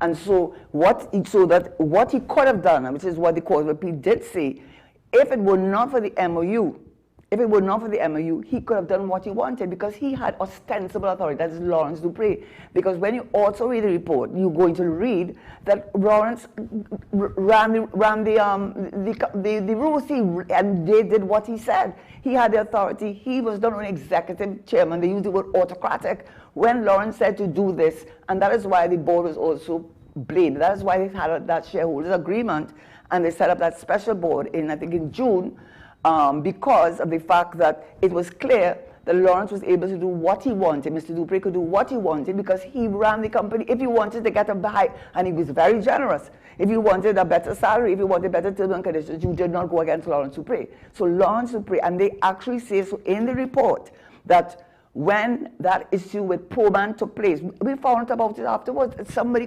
came and said to me, Lawrence Dupré has sold Proman. I said, what? Yes, and they told me that what he sold it for, that is what was, and he did that in breach of the MOU. And it was bad because it was undervalued. Not only bad because it was undervalued, the point I'm trying to make is this. People have criticized the MOU, yes, right? And I am saying, and I'm looking, I am saying that when that matter was taken to court, the High Court, where the court said that the sale to Proman of those shares was set aside, one of the main reasons for setting aside was because it breached the provisions of the MOU. When they went to the Court of Appeal, the Court of Appeal affirmed or confirmed what the High Court had said, and specifically said, which I am not finding, specifically said, were it not for the MOU, Lawrence Dupre could have done what he wanted because he was used to doing what he wanted. So they said that that is what stopped it's the MOU that prevent, and because that sale was set aside, the undervalue of those shares also brought up the issue of fraud. It's laid out in it, and what they said when they said there was fraud, they said there's no way that Mr. Cassidy and I think his son could not have known that something was amiss in CL Financial because it was all in the papers. They also knew that the MOU had been signed, so they knew that something was amiss. So when Lawrence Dupre met with them, I think in Tobago, wherever it was, or anyway, wherever he met with them, and Gita Sakal was helpful in that regard, although she felt they sold it for undervalue, he had to have known that something was not amiss. Plus two, when you look at the Proman agreement, there's a process if you're going to buy. You have to go through a valuation thing, that would take a week or two, then you go through different processes. You did this in a matter of 2 days. So the facts themselves said that that this is what the Court of Appeal has said. The facts themselves showed, unlike the High Court said, yes, it's setting aside because it breached the MOU, but they didn't say there was fraud. When it went to the Court of Appeal upheld the High Court decision to set aside the agreement so that CL Financial will have to pay back to Proman the $46.5 million and then get back their shares in Proman. But they said when they looked at the facts, there's no way that Mr. Joseph Cassidy, I think is his name, could not have known that something was amiss with that sale, not only because there was a gross undervalue, but the circumstances surrounding its sale. So when it went to the Court of Appeal, which is the point I'm trying to make, and I'm trying to find the words themselves, but what I'm trying to say is it says very, very clearly that it is the MOU that made the court come to the decision that the sale to Proman of those shares had to be set aside because it breached the provision. I think it was clause 20 of the MOU. As I said, it's also dealt with in the report. And now today, I read it 2 days ago in the Guardian, when that sale was set aside, Proman wanted to buy back those shares. Remember, they bought it for $46 million, which is next to nothing. They just paid $150 billion US for those shares, which confirmed that methanol was going to go up in price. But now the government, which is CL Financial still, has now gotten $150 million US for selling those shares to Proman. Whereas, and the point I am trying to make, and I'm still looking for it, but I can't find it. So, I just want to say, because you say, well, Mr. Dupre could have done what he wanted, and some people might not understand why that's a bad thing, because this has been brought up that effectively there were, on some level, to the point where it could be described as an internal and external Ponzi scheme. There's a lot of criticism with how CL Financial's business was being done. As you say, the interconnected transactions, the interconnected risk. So letting him do whatever he wanted, that's what got them in this position in the first place. As the government, it's not necessarily responsible, what you say. This might be an oversimplification, but it's not necessarily something where the government should be fine with, oh, well, let him continue just doing whatever he wants. Yeah, I got the quotation, sorry, I'm going to answer you. This is what he said. He went to the Court of Appeal, right? And I'm quoting the Court of Appeal. These are not my words, it's the Court of Appeal. Quote, that it seems clear that Dupre, prior to the MOU and the matters raised therein and the intervention of the government, had extensive powers to the extent that Proman could legitimately rely on his say-so alone to represent the will and action of CLF and its subsidiaries. Right. The Court of Appeal re-emphasized that, quote, without the MOU, Mr. Dupre could have done what he wanted, and would not be liable for fraudulent sale of the Proman shares in breach of the express provision of the MOU, which is answering your question. Because one of the issues that came up was, did he have ostensible authority? Because they have a board, so the board is supposed to make a decision. But when they looked at how that board operated, and that is why you had the shareholders agreement and the appointment of a board in which government was represented, CL Financial had representation, and the chairman of that board would be one of the shareholders, sorry, one of the persons appointed by the government. So the government wanted that because after the program, you could not trust CL Financial. And you could, and that is another thing that you find out too.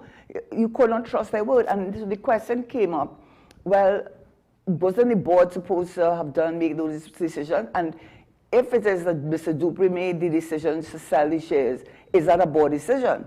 And they looked at how the board and how CLL had been run. And what they showed is that, and Mr. Caballo gave evidence to, read the report, he says that Mr. Dupree ran that as his own fiefdom. He ran that as his own kingdom, and nobody had, no one would go against him because their fortunes lay with Mr. Dupree. So that is one of the reasons when you read the report, they were very critical of that board because their board has a fiduciary duty to the shareholders and to depositors.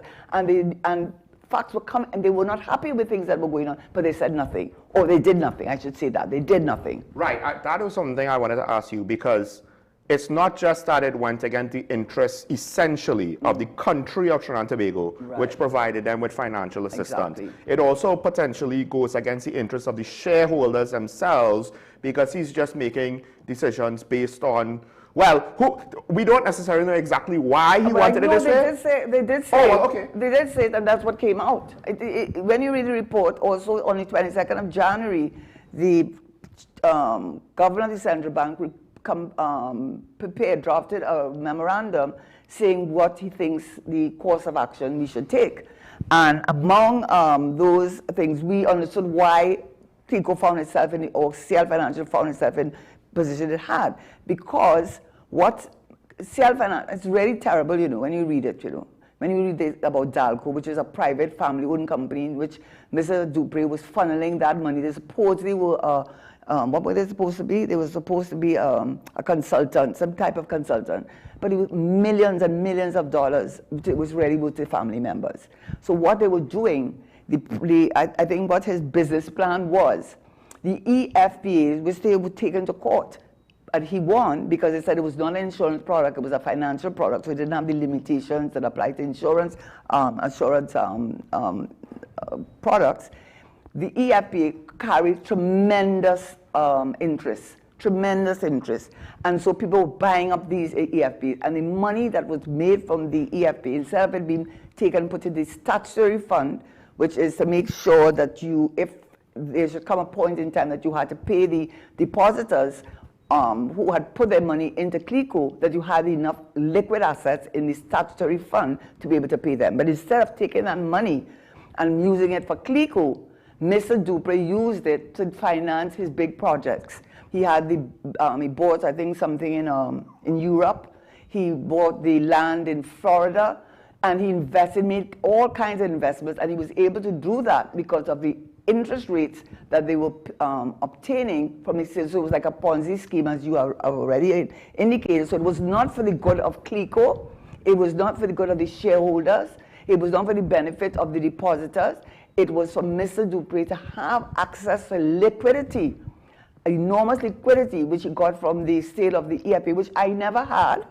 My husband did not have it, nor did my children. I asked somebody from CLICO, Suzette Martin, to please look and give me a letter to that effect, because somehow people thought that I had an EFP. I didn't even know what EFP was, to be honest with you. In any event, that is what funded CL Financial. And what happened is that when the global financial crisis hit, when CIB with the INCs could not get the government to reinvest and prop up the CIB because of related and the contagion effect, when the CLICO was not initially affected, but effectively when CIB was affected, it affected CLICO. When CLICO got affected, Republic Bank got affected, and so it went, and so it went. But it all started, as I understand it, CL Financial, Mr. Dupree wanting access to this money. And that is why the board of directors were held to be, I wouldn't want to use the word accountable, but definitely after the Proban sale,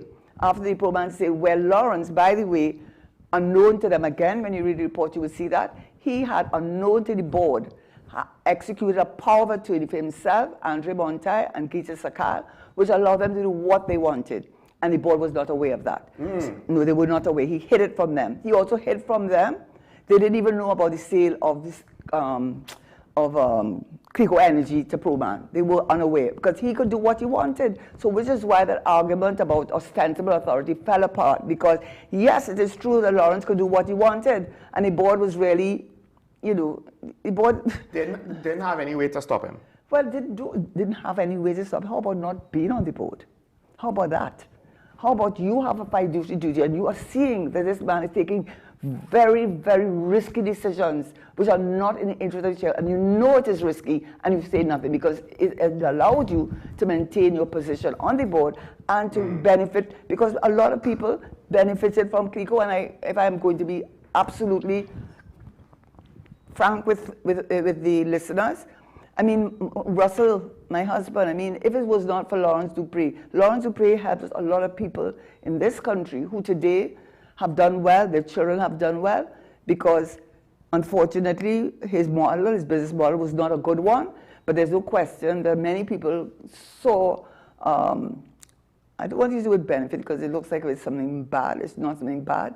You know, it's just so unfortunate. It's unfortunate, the whole thing. But coming back to what you asked me, INCs with the contagion effect, EFPAs with the huge interest rates, and the mismanagement of CIB.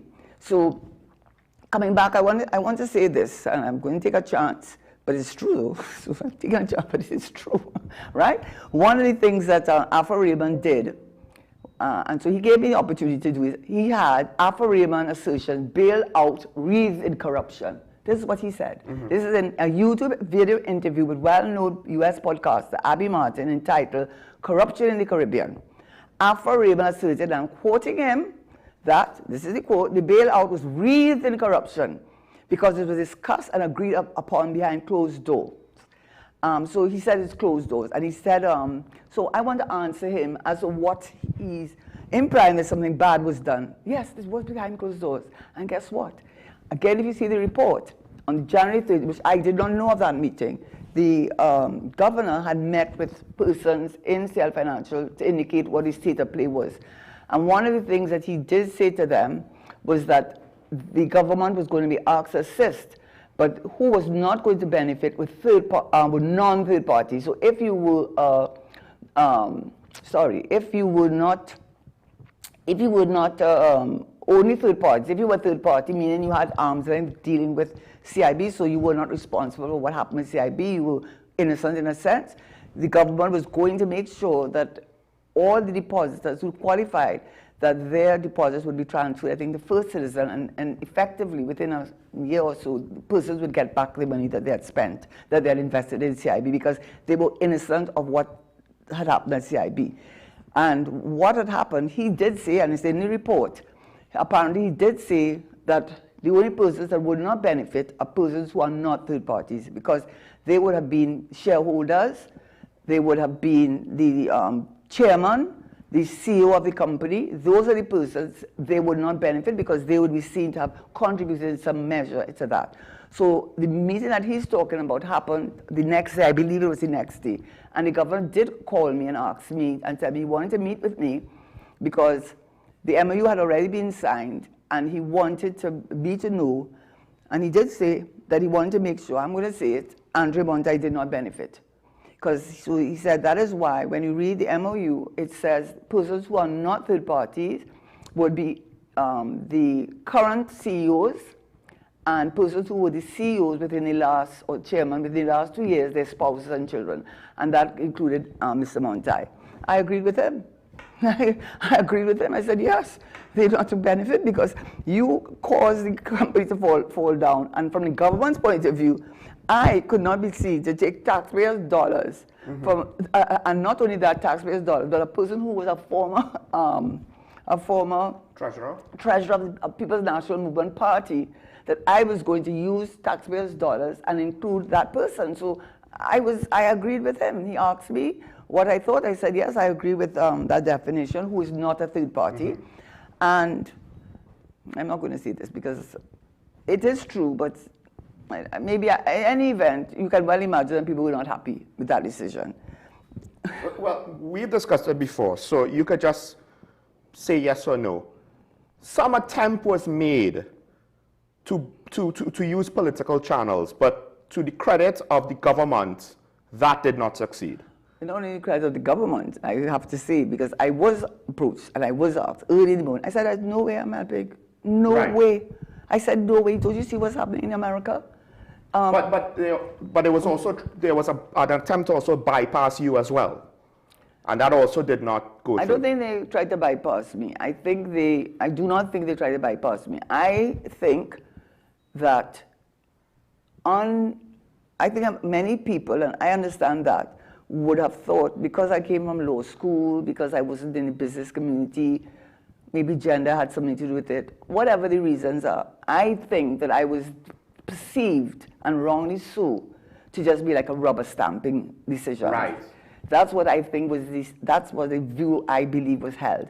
So bypassing me, you didn't have to bypass me, because the view would be that once you got the okay from certain people, then it was a done deal that this would happen. And I just said, no, I'm not doing that. I am absolutely not doing that. And all the cards fell down after that. So, and just to also put this into further perspective, while you had the global financial crisis, you also had, and I can't remember, forgive me, to what extent the whole Bailey Madoff case also was unfolding around this time. He was arrested into December 11th, 2008, and I do find the parallels very interesting. Here you have someone who's highly respected, and the return on investment and anything he touches is very high, and then it turns out what's too good to be true ends up being too good to be true, and it comes back down to, well, to what extent was, in the case locally, was Mr. Dupre's behavior, as you said, it was risky. It was very aggressive, and a lot of people want to say, oh, well, the government mashed him up, but the point was he was in a untenable or a position that was too risky. And not only that, you know, what was really a big problem, I mean, it really, and you will see that repeated. In fact, I would say the part of the report that anyone should read is the part, I think, in section F, where they talk about the position of the central bank, the government, and CL Financial, how the interplay between them. But really, what was really frustrating, and you know, and also when I read it too, because I didn't know this before, apparently the governor had a very terrible relationship with CL Financial. They seemed to be very abrasive, very, they usually were rude, and they would say they would do something and they wouldn't follow. But I would not have been, this is in 2003, 2004, I'm at the law school. So right, but I mean, on some level though, that does kind of make sense. When you think about everything in context, CL Financial, whoever controls it, is accustomed to doing whatever they want and having their way, to the point where now individuals basically look at even the MOU as a, well, look how bad it is for us, not necessarily appreciating, well, you were in the bad position to begin with. And as I was saying, I think what really, for me anyhow, coming in at that stage, you come to us and you want us to give you a loan. We say the loan has to be collateralized, we need to be secured, you need to put and give us assets. And I can assure the public, and it is said in the report so many times at different points in the report, you could not get a straight answer from them. Yes. You could not get a straight answer. You asked them up to the meeting, the 24th and 25th, when we had a huge meeting where the Public Bank was represented, the governor of the central bank, his lawyer, Nicole Chapman, the permanent secretary was there, Andre Bontai was there. On the 25th, we got Lawrence Dupree to come, which was the Sunday. We had him come to the meeting. You could not get them to give you a straight answer. Every answer was they had valuable assets. They had a temporary liquidity crisis that they were just needed some help out, and then once that period passed, everything was good to go. You could not get them. That is why the Pullman thing happened. You could not get them to tell you what their assets were. And the frustration is shown in the meeting of the 24th and the 25th, when we called the meeting at the Ministry of Finance Saturday and said over the weekend, because things were closing in on us. You have to remember too, you know, I am not a CEO of any private company. You know. I was working as the Minister of Finance, and my concern is the country. My concern is I have to report to the Prime Minister. So things were closing in on us, and up there you hear me asking them, give us what assets do you have, what you have available, what does not have in common. You could not get them to answer until Gita Sakal, just out of the blue, which I will never forget, and they quoted that in things, so I am not saying something. It's in the report, where she said, we have nothing to sell. Well, when she said that, I mean, you know, I just had us, you know, you just had to keep your face, you know, a stone face, because you couldn't show the shock. But when she said that, I said, well, this me, I mean, we might as well close up shop.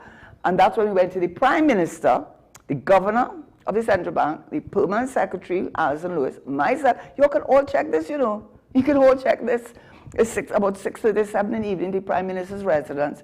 When Giza Sakal said that, we said, but this thing is a serious situation.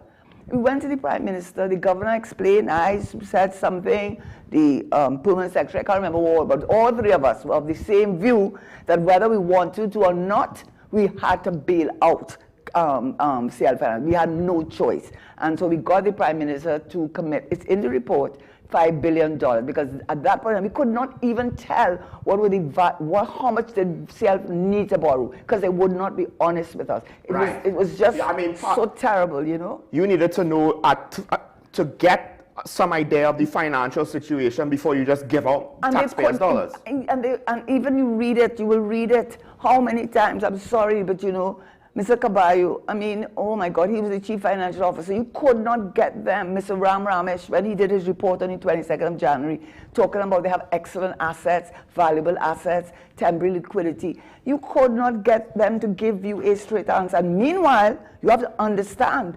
meanwhile, you know it is just a matter of time before, it's a little Trinidad and Tobago, before it gets news that the Republic Bank is going to go under, Clico is going to go under, and so you are working against the clock. Because they were interconnected. Everything. So it could have affected Republic Bank far more than what ended up happening to Republic Bank. Absolutely. I think people might think in hindsight, oh, Republic Bank ended up fine, but it wasn't guaranteed to be fine.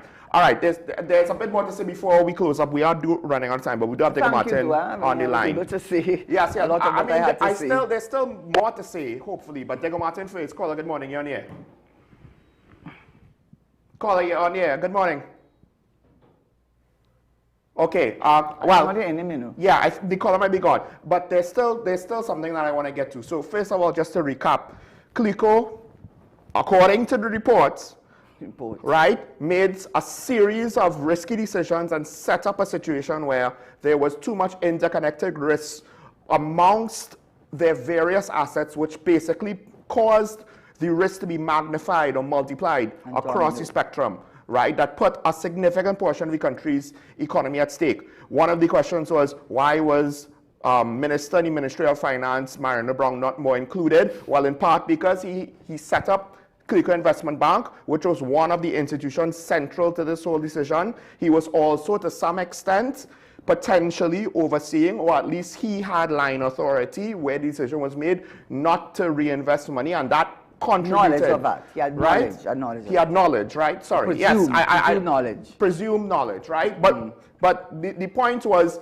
that's why there's justification for him not being directly involved, because then it seems as though, you know, someone who can be perceived by the public to being involved is now also on the Clico side, and that's why now being involved in the government side. And that is why he was not at meetings, because that's something that Afro even raised, why he was not at meetings. It protect him, because he was too closely seen to be connected with Clico Investment Bank. And the history. Exactly. He was too closely seen to be connected to them, so it was for his own interest that he was not made a party to the meetings that we had. Yes, there's another part with Afro that I want to ask you further, but we have Digger Martin back. Digger Martin, good morning, you're on here.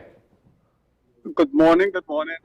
Morning. Sean, and a very good morning to the honorable former Finance Minister, Mrs. Nunes. Sorry. Thank you for standing your ground. Sorry, we need to. I need to. You're not assaulting me, huh? Hold on a moment. We didn't realize. Right, good. Because I think we have basically on this program called for it. Now, there is an article, October 12th, 2012, where the commissioner, Mr. Coleman, big you up, after you do it, big you up, and he chided 3 ministers, Brown, Enel, and Danny Montano. Danny Montano was They all three failed to come before the commissioner. Colonel basically had all the information on the report with respect to money laundering. Danny Montano did not want the HCU inquiry, and we know Mr. Brown basically had some background into banking in Barbados and Trinidad. My question to you, we had an inquiry. Corrective action and prevention action would have been deliverables. Why did these three ministers did not want to come to the inquiry? So as a company, because this is as big as you say, Madoff and Enron. Well, nobody Madoff ended up behind bars and in shackles. Was there I believe there was a real cover-up. And I remember the dialogue between Mervyn Assam and Mr. Daly. It was vociferous where he questioned him, trying to protect his client. And we know his client, Mr. Montai, is, I believe, the PNM treasurer. So I am saying anybody who would have had an adverse comment would have been given the opportunity by Coleman to respond to it.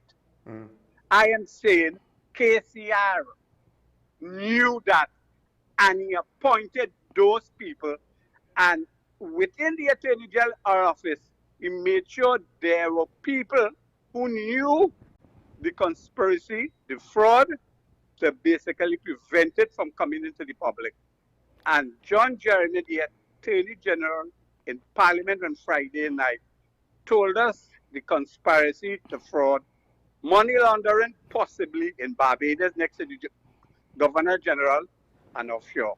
I think we must not let this die.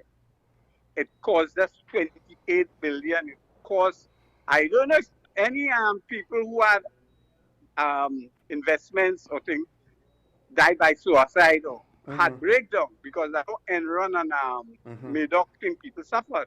But I think if we don't get this right, we will continue to have those sort of corrective action.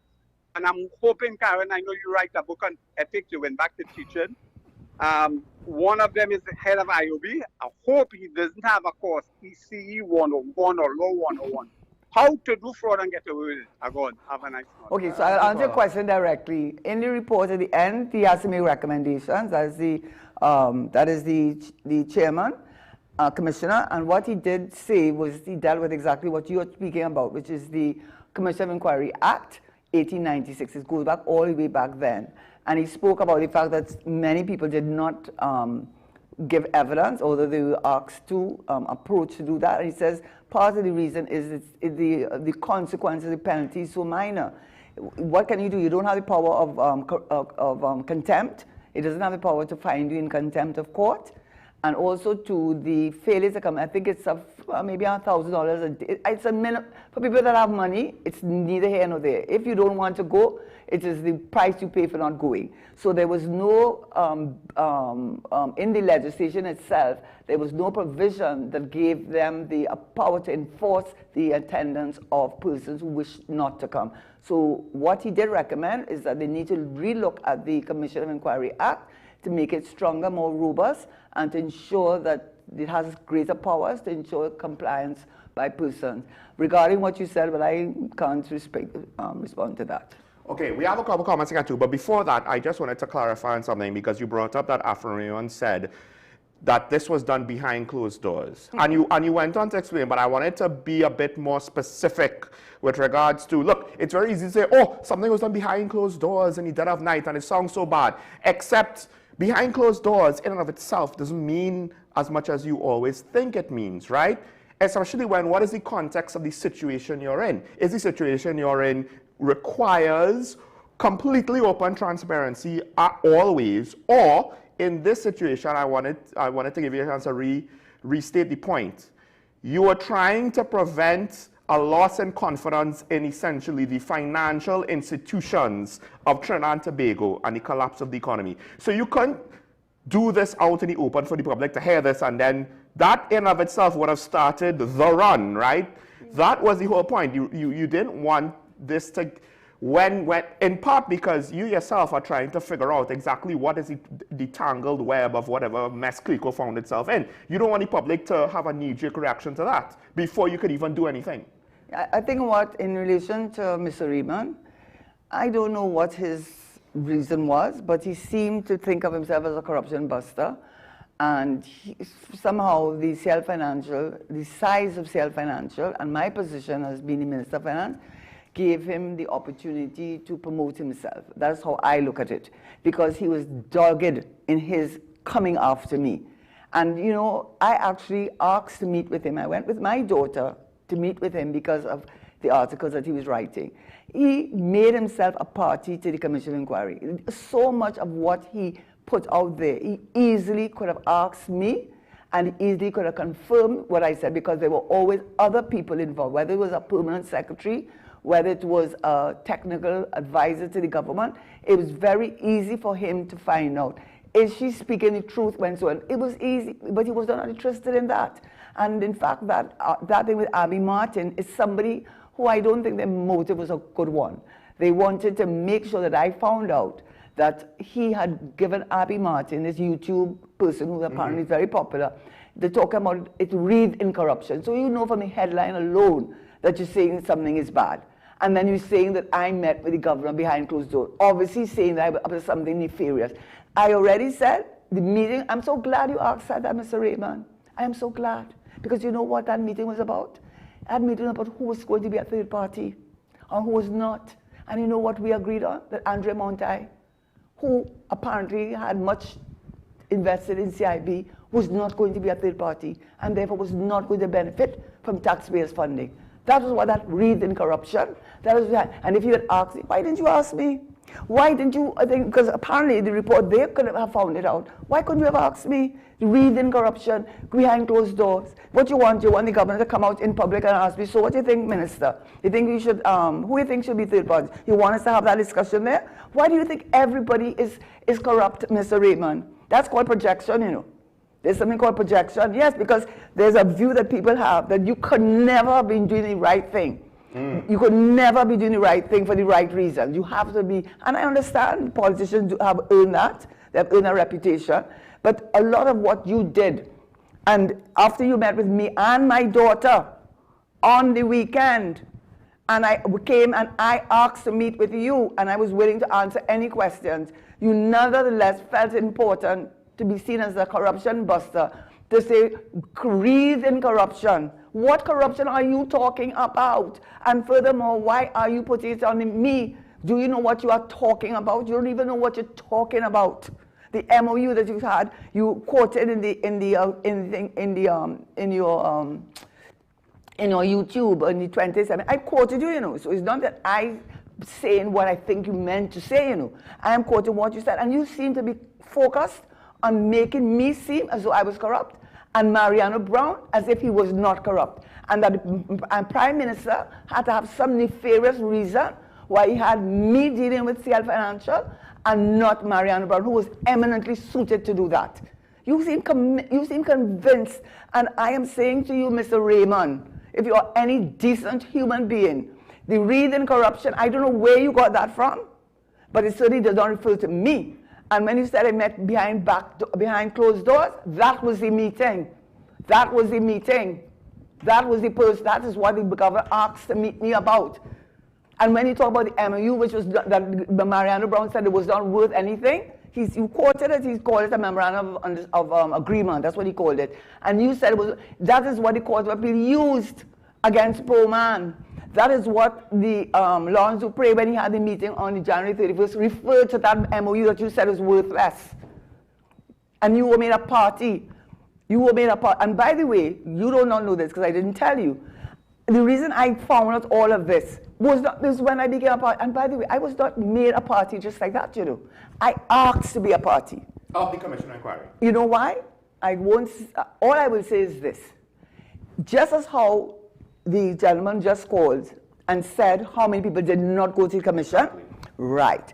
They wanted, I understood from very persons who were well placed, said to me, Karen, are you a member of that commission inquiry? I was in Barbados teaching at the time. I said, no, I'm not. He said, I think you should ask her. I said, because I think they wanted to look as though you're hostile or you don't want to be, because you don't want to pay. When they say a part of, as someone party. giving testimony, Yes, a party. Not as someone conducting the investigation. No, a party to the thing, right? And the person, they did tell me, one or two people told me, and I said, you know what, that's true, because they tried to do that with me with the HCU. The HCU, I understood that, and I think, anyway, the HCU, I understood that they were not making me a party. They were not making me a party, and they were going to send a police officer to my home to serve me with documents, to subpoena me to give evidence in HCU. Which, by the way, Coleman, if you read the HCU report, he thanked me for coming forward to HCU. So I had that experience already. So when these persons, who I think were well placed to give me that advice, it was the Friday I was going back to Barbados, and I told my son, look, stop at the commission at Richmond Street, I think that's where they were. I wrote a letter to Judith Gonzalez, the secretary, saying that I find it really rather strange, I can't remember the exact words, that I was a critical part of that whole CL Financial, and I have not been joined as a party. I am writing you to say that I am willing to be a party to this commission. I went up to see Miss Gonzalez, and when I went to her, it was a Friday, I think it was a Friday, I said, listen, I have a letter here, you know, I'm asking to be made a party because I don't understand why I have not been joined as a party. And she looked surprised, and she said, oh, no, we're going to join you on Monday. Well, I didn't really believe that, to tell you the truth. But I said, okay. The fact of the matter, the police officer would have taken my name, so they knew I had come there. So why am I coming to the commission? And then I had to read now that they had to make me a party, I saw all the persons who made parties to the thing, and she sent an email which was sent to everybody. And the tone of that email was that they had to make me a party, as if it didn't say that I didn't want to be, you know, but it gave the impression that, well, it didn't seem as though I was unwilling, reluctant. That was the tone. But she should not have written that, you know. She should not have written that. Because you know what I said? I said, as you may recall, Ms. Gonzalez, I came to your office with a letter, requested to be made a party, at which you advised me that you were going to make me on Monday. So therefore it was worse than that effect. And I said, and if anything I have written is not supported by my recollection of what occurred, please correct it. Not another word. So we are running out of time. I'll just say this. So you know what that says, Sean? Yes. People do not know. People think that, you see, CL Financial, I will tell anybody who has no confidence in politicians, you are right. Because that experience, there are things that I cannot say. But when you have dealt with a situation like CL Financial, I can tell you might be so surprised at the people who, when you start to connect the dots, who are involved and what they are prepared to do. I will say, to the benefit of the Prime Minister, Patrick Manning, he absolutely had confidence in me when he never gave me any instructions. He listened to what PS had to say. He listened to what the governor had to say. I'm sure he listened and kept his eye on me to make sure that he could trust me, because he probably had bad experience with other politicians. But the point is, I can say the governor, the permanent secretary, Alison Lewis, the Prime Minister, and I would say myself, whatever failings any of us may have had, one thing that joined us all together was we had the interest of Trinidad and Tobago first and foremost. So whatever decision, we don't have 2020 hindsight. We don't know what is going to happen. What we know is we are dealing with a critical situation, and I can say that there was that confidence and trust among us or between us, and we did what we did, and the consequence of that, there was no run. Was there a run in Trinidad and Tobago? It was absolutely no run. And that is because of how the governor dealt with it, how the PS advised me, how the Prime Minister allowed us to do our work, and had the confidence in all of us. That's all I have to say. So I did say this, that after Raymond put some questions and we'll get to them. And Karen immediately got to the main one of them. One which we can't necessarily answer. But now with all of that, I'll just throw this back out there. why was the Minister of Finance at this time chosen to be the Minister of Finance, and the Minister in the Ministry of Finance chosen not to be the Minister of Finance? That question was posed by Afro Raymond, maybe with an implied negativity. He did. He however, I wasn't qualified. However, I would beg to ask, why? Without anything else, why? Because of the inexperience? Well, let's just point out to the fact that an inexperienced politician tends to not have the baggage and the history and potentially the influences that affect the judgment of an experienced politician. Take that for what it's worth. Last thing, we have some comments to put in here. I want to put these two comments together. The top one came in first. A lot early in the show, I didn't want to break Karen's rhythm. Karen's body language and verbal language shows she's a stranger to the truth. But look at the bottom. Karen is talking very knowledgeable and educating the population. And to the first commenter, I'll say this. I'll say this. First of all, everything Karen said, the amount of times she said it's in the report, if it was a drinking game, you'll be drunk by now. That's point number one. Point number two, what you're giving me doesn't prove the veracity of the statement in any which way, because you give me nothing to work from. What is the claim by which I could then say, well, Karen, this person believes this, and this. This is just an open-ended statement. This gives me, technically the interview in this scenario, nothing to now ask Karen. So what am I supposed to say? Because everything she said, she's basically pointing back to the Commission of Inquiry report.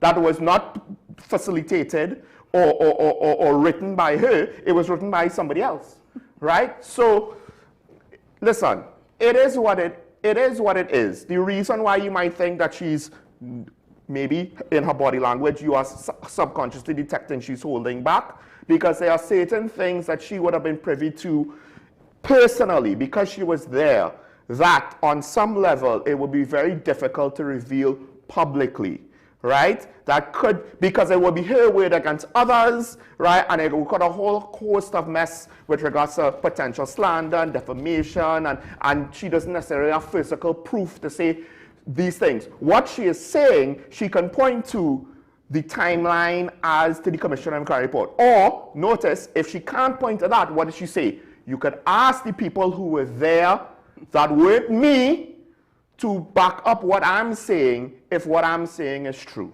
right? So, and maybe I'll close with this. There was a narrative. Now, I want to ask you exactly what was the basis of the narratives in this situation beyond just, well, you know, it can't be a coincidence. This is how it usually is, right? Where there's smoke, there's fire. What is the specific actual piece of evidence to support these narratives? Because Afro Raymond, when he says this statement, why wasn't Mariano Brown the Minister of Finance?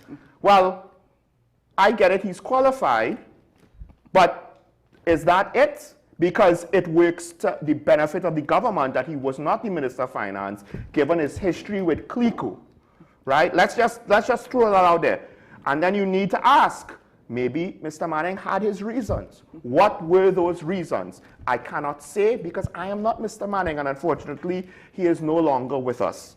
But let's just put those things in context, because one of the things we didn't say is, it says in the report, Karen, and maybe this is where we need to end, that essentially it backs up your decision-making process and what you said. Oh, yeah, they did say that. They said that they said, and she was right. They said that my concern about what was going on with CL Financial was it was going to have a serious impact on the economy, and they said the words, he's right. But you read the report, don't look at my language, verbal or otherwise. There's a document, read the document, and then you can come to your own conclusion. All right, thanks to the caller, thanks to the commenters. I know this was a long show, but this was a show that, listen, we had to give Karen time to ventilate, and one could argue perhaps there might be certain things that she didn't get to in detail, or maybe if you have questions in the future, that's fine, but on some level the report is there, so I would at least ask, if people have their suspicions and their questions or whatever, to some extent don't just assume things anymore. And right? I'm doing this on Facebook, by the way. I'm putting this thing on Facebook. Yes, we will be, I believe we will be putting this on our social media platforms, this interview specifically, right? in its entirety. Hopefully that I believe that it needs to be up there, and we've done that in the past. We definitely are going to start back doing that with this interview. If Karen wants it as well to put on any platform that she wants, we could also send it to her. But it's going to be available, so you could watch this back. The episode will also be available as usual, but we're going to specifically cut this out, although this is most of the episode anyway, so that for prosperity, you could do a direct search and directly get to this entire conversation. And again, if we're out of time, if anyone has any questions in the future, if anyone has any counterclaims they want to present, that's fine, you know. We welcome everybody. You could come here, call in, have your own interview, come on the day Karen is here if you want. It's all fine. It's all fine, right? Listen, we are open to anything. You want a debate? Let's have a debate. Notice how a lot of people, we don't really have a lot of debates. I wonder why. A lot of people shy away from that. Folks, this is talking about the WESND Content Capital. Thank you, Karen, for joining me once again and being willing to bring this conversation here. And this is something Karen wanted to do for a long time, and I'm very happy she waited for the Commissioner of Inquiry so she didn't have to do it alone. With that said, have a good day. Remember your allegiance to the Republic and to each other. It's nice to be nice. Keep those things in mind when we try to move forward in this country. These are the things that we have to learn from, the lessons. That's why remember our allegiances to each other. Stay safe. We will see you. I will see you tomorrow. Bye-bye.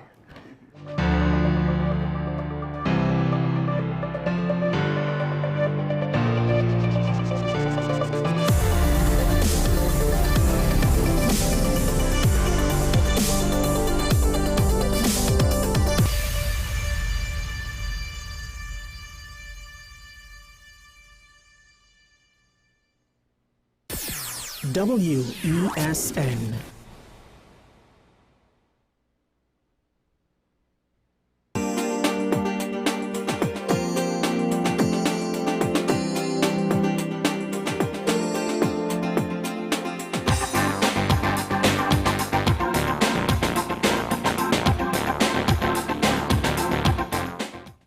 Good morning and welcome back to Dollars and Cents. Now, today's episode is one where I'll be talking on a bit of a touchy subject for a lot of people and a lot of families.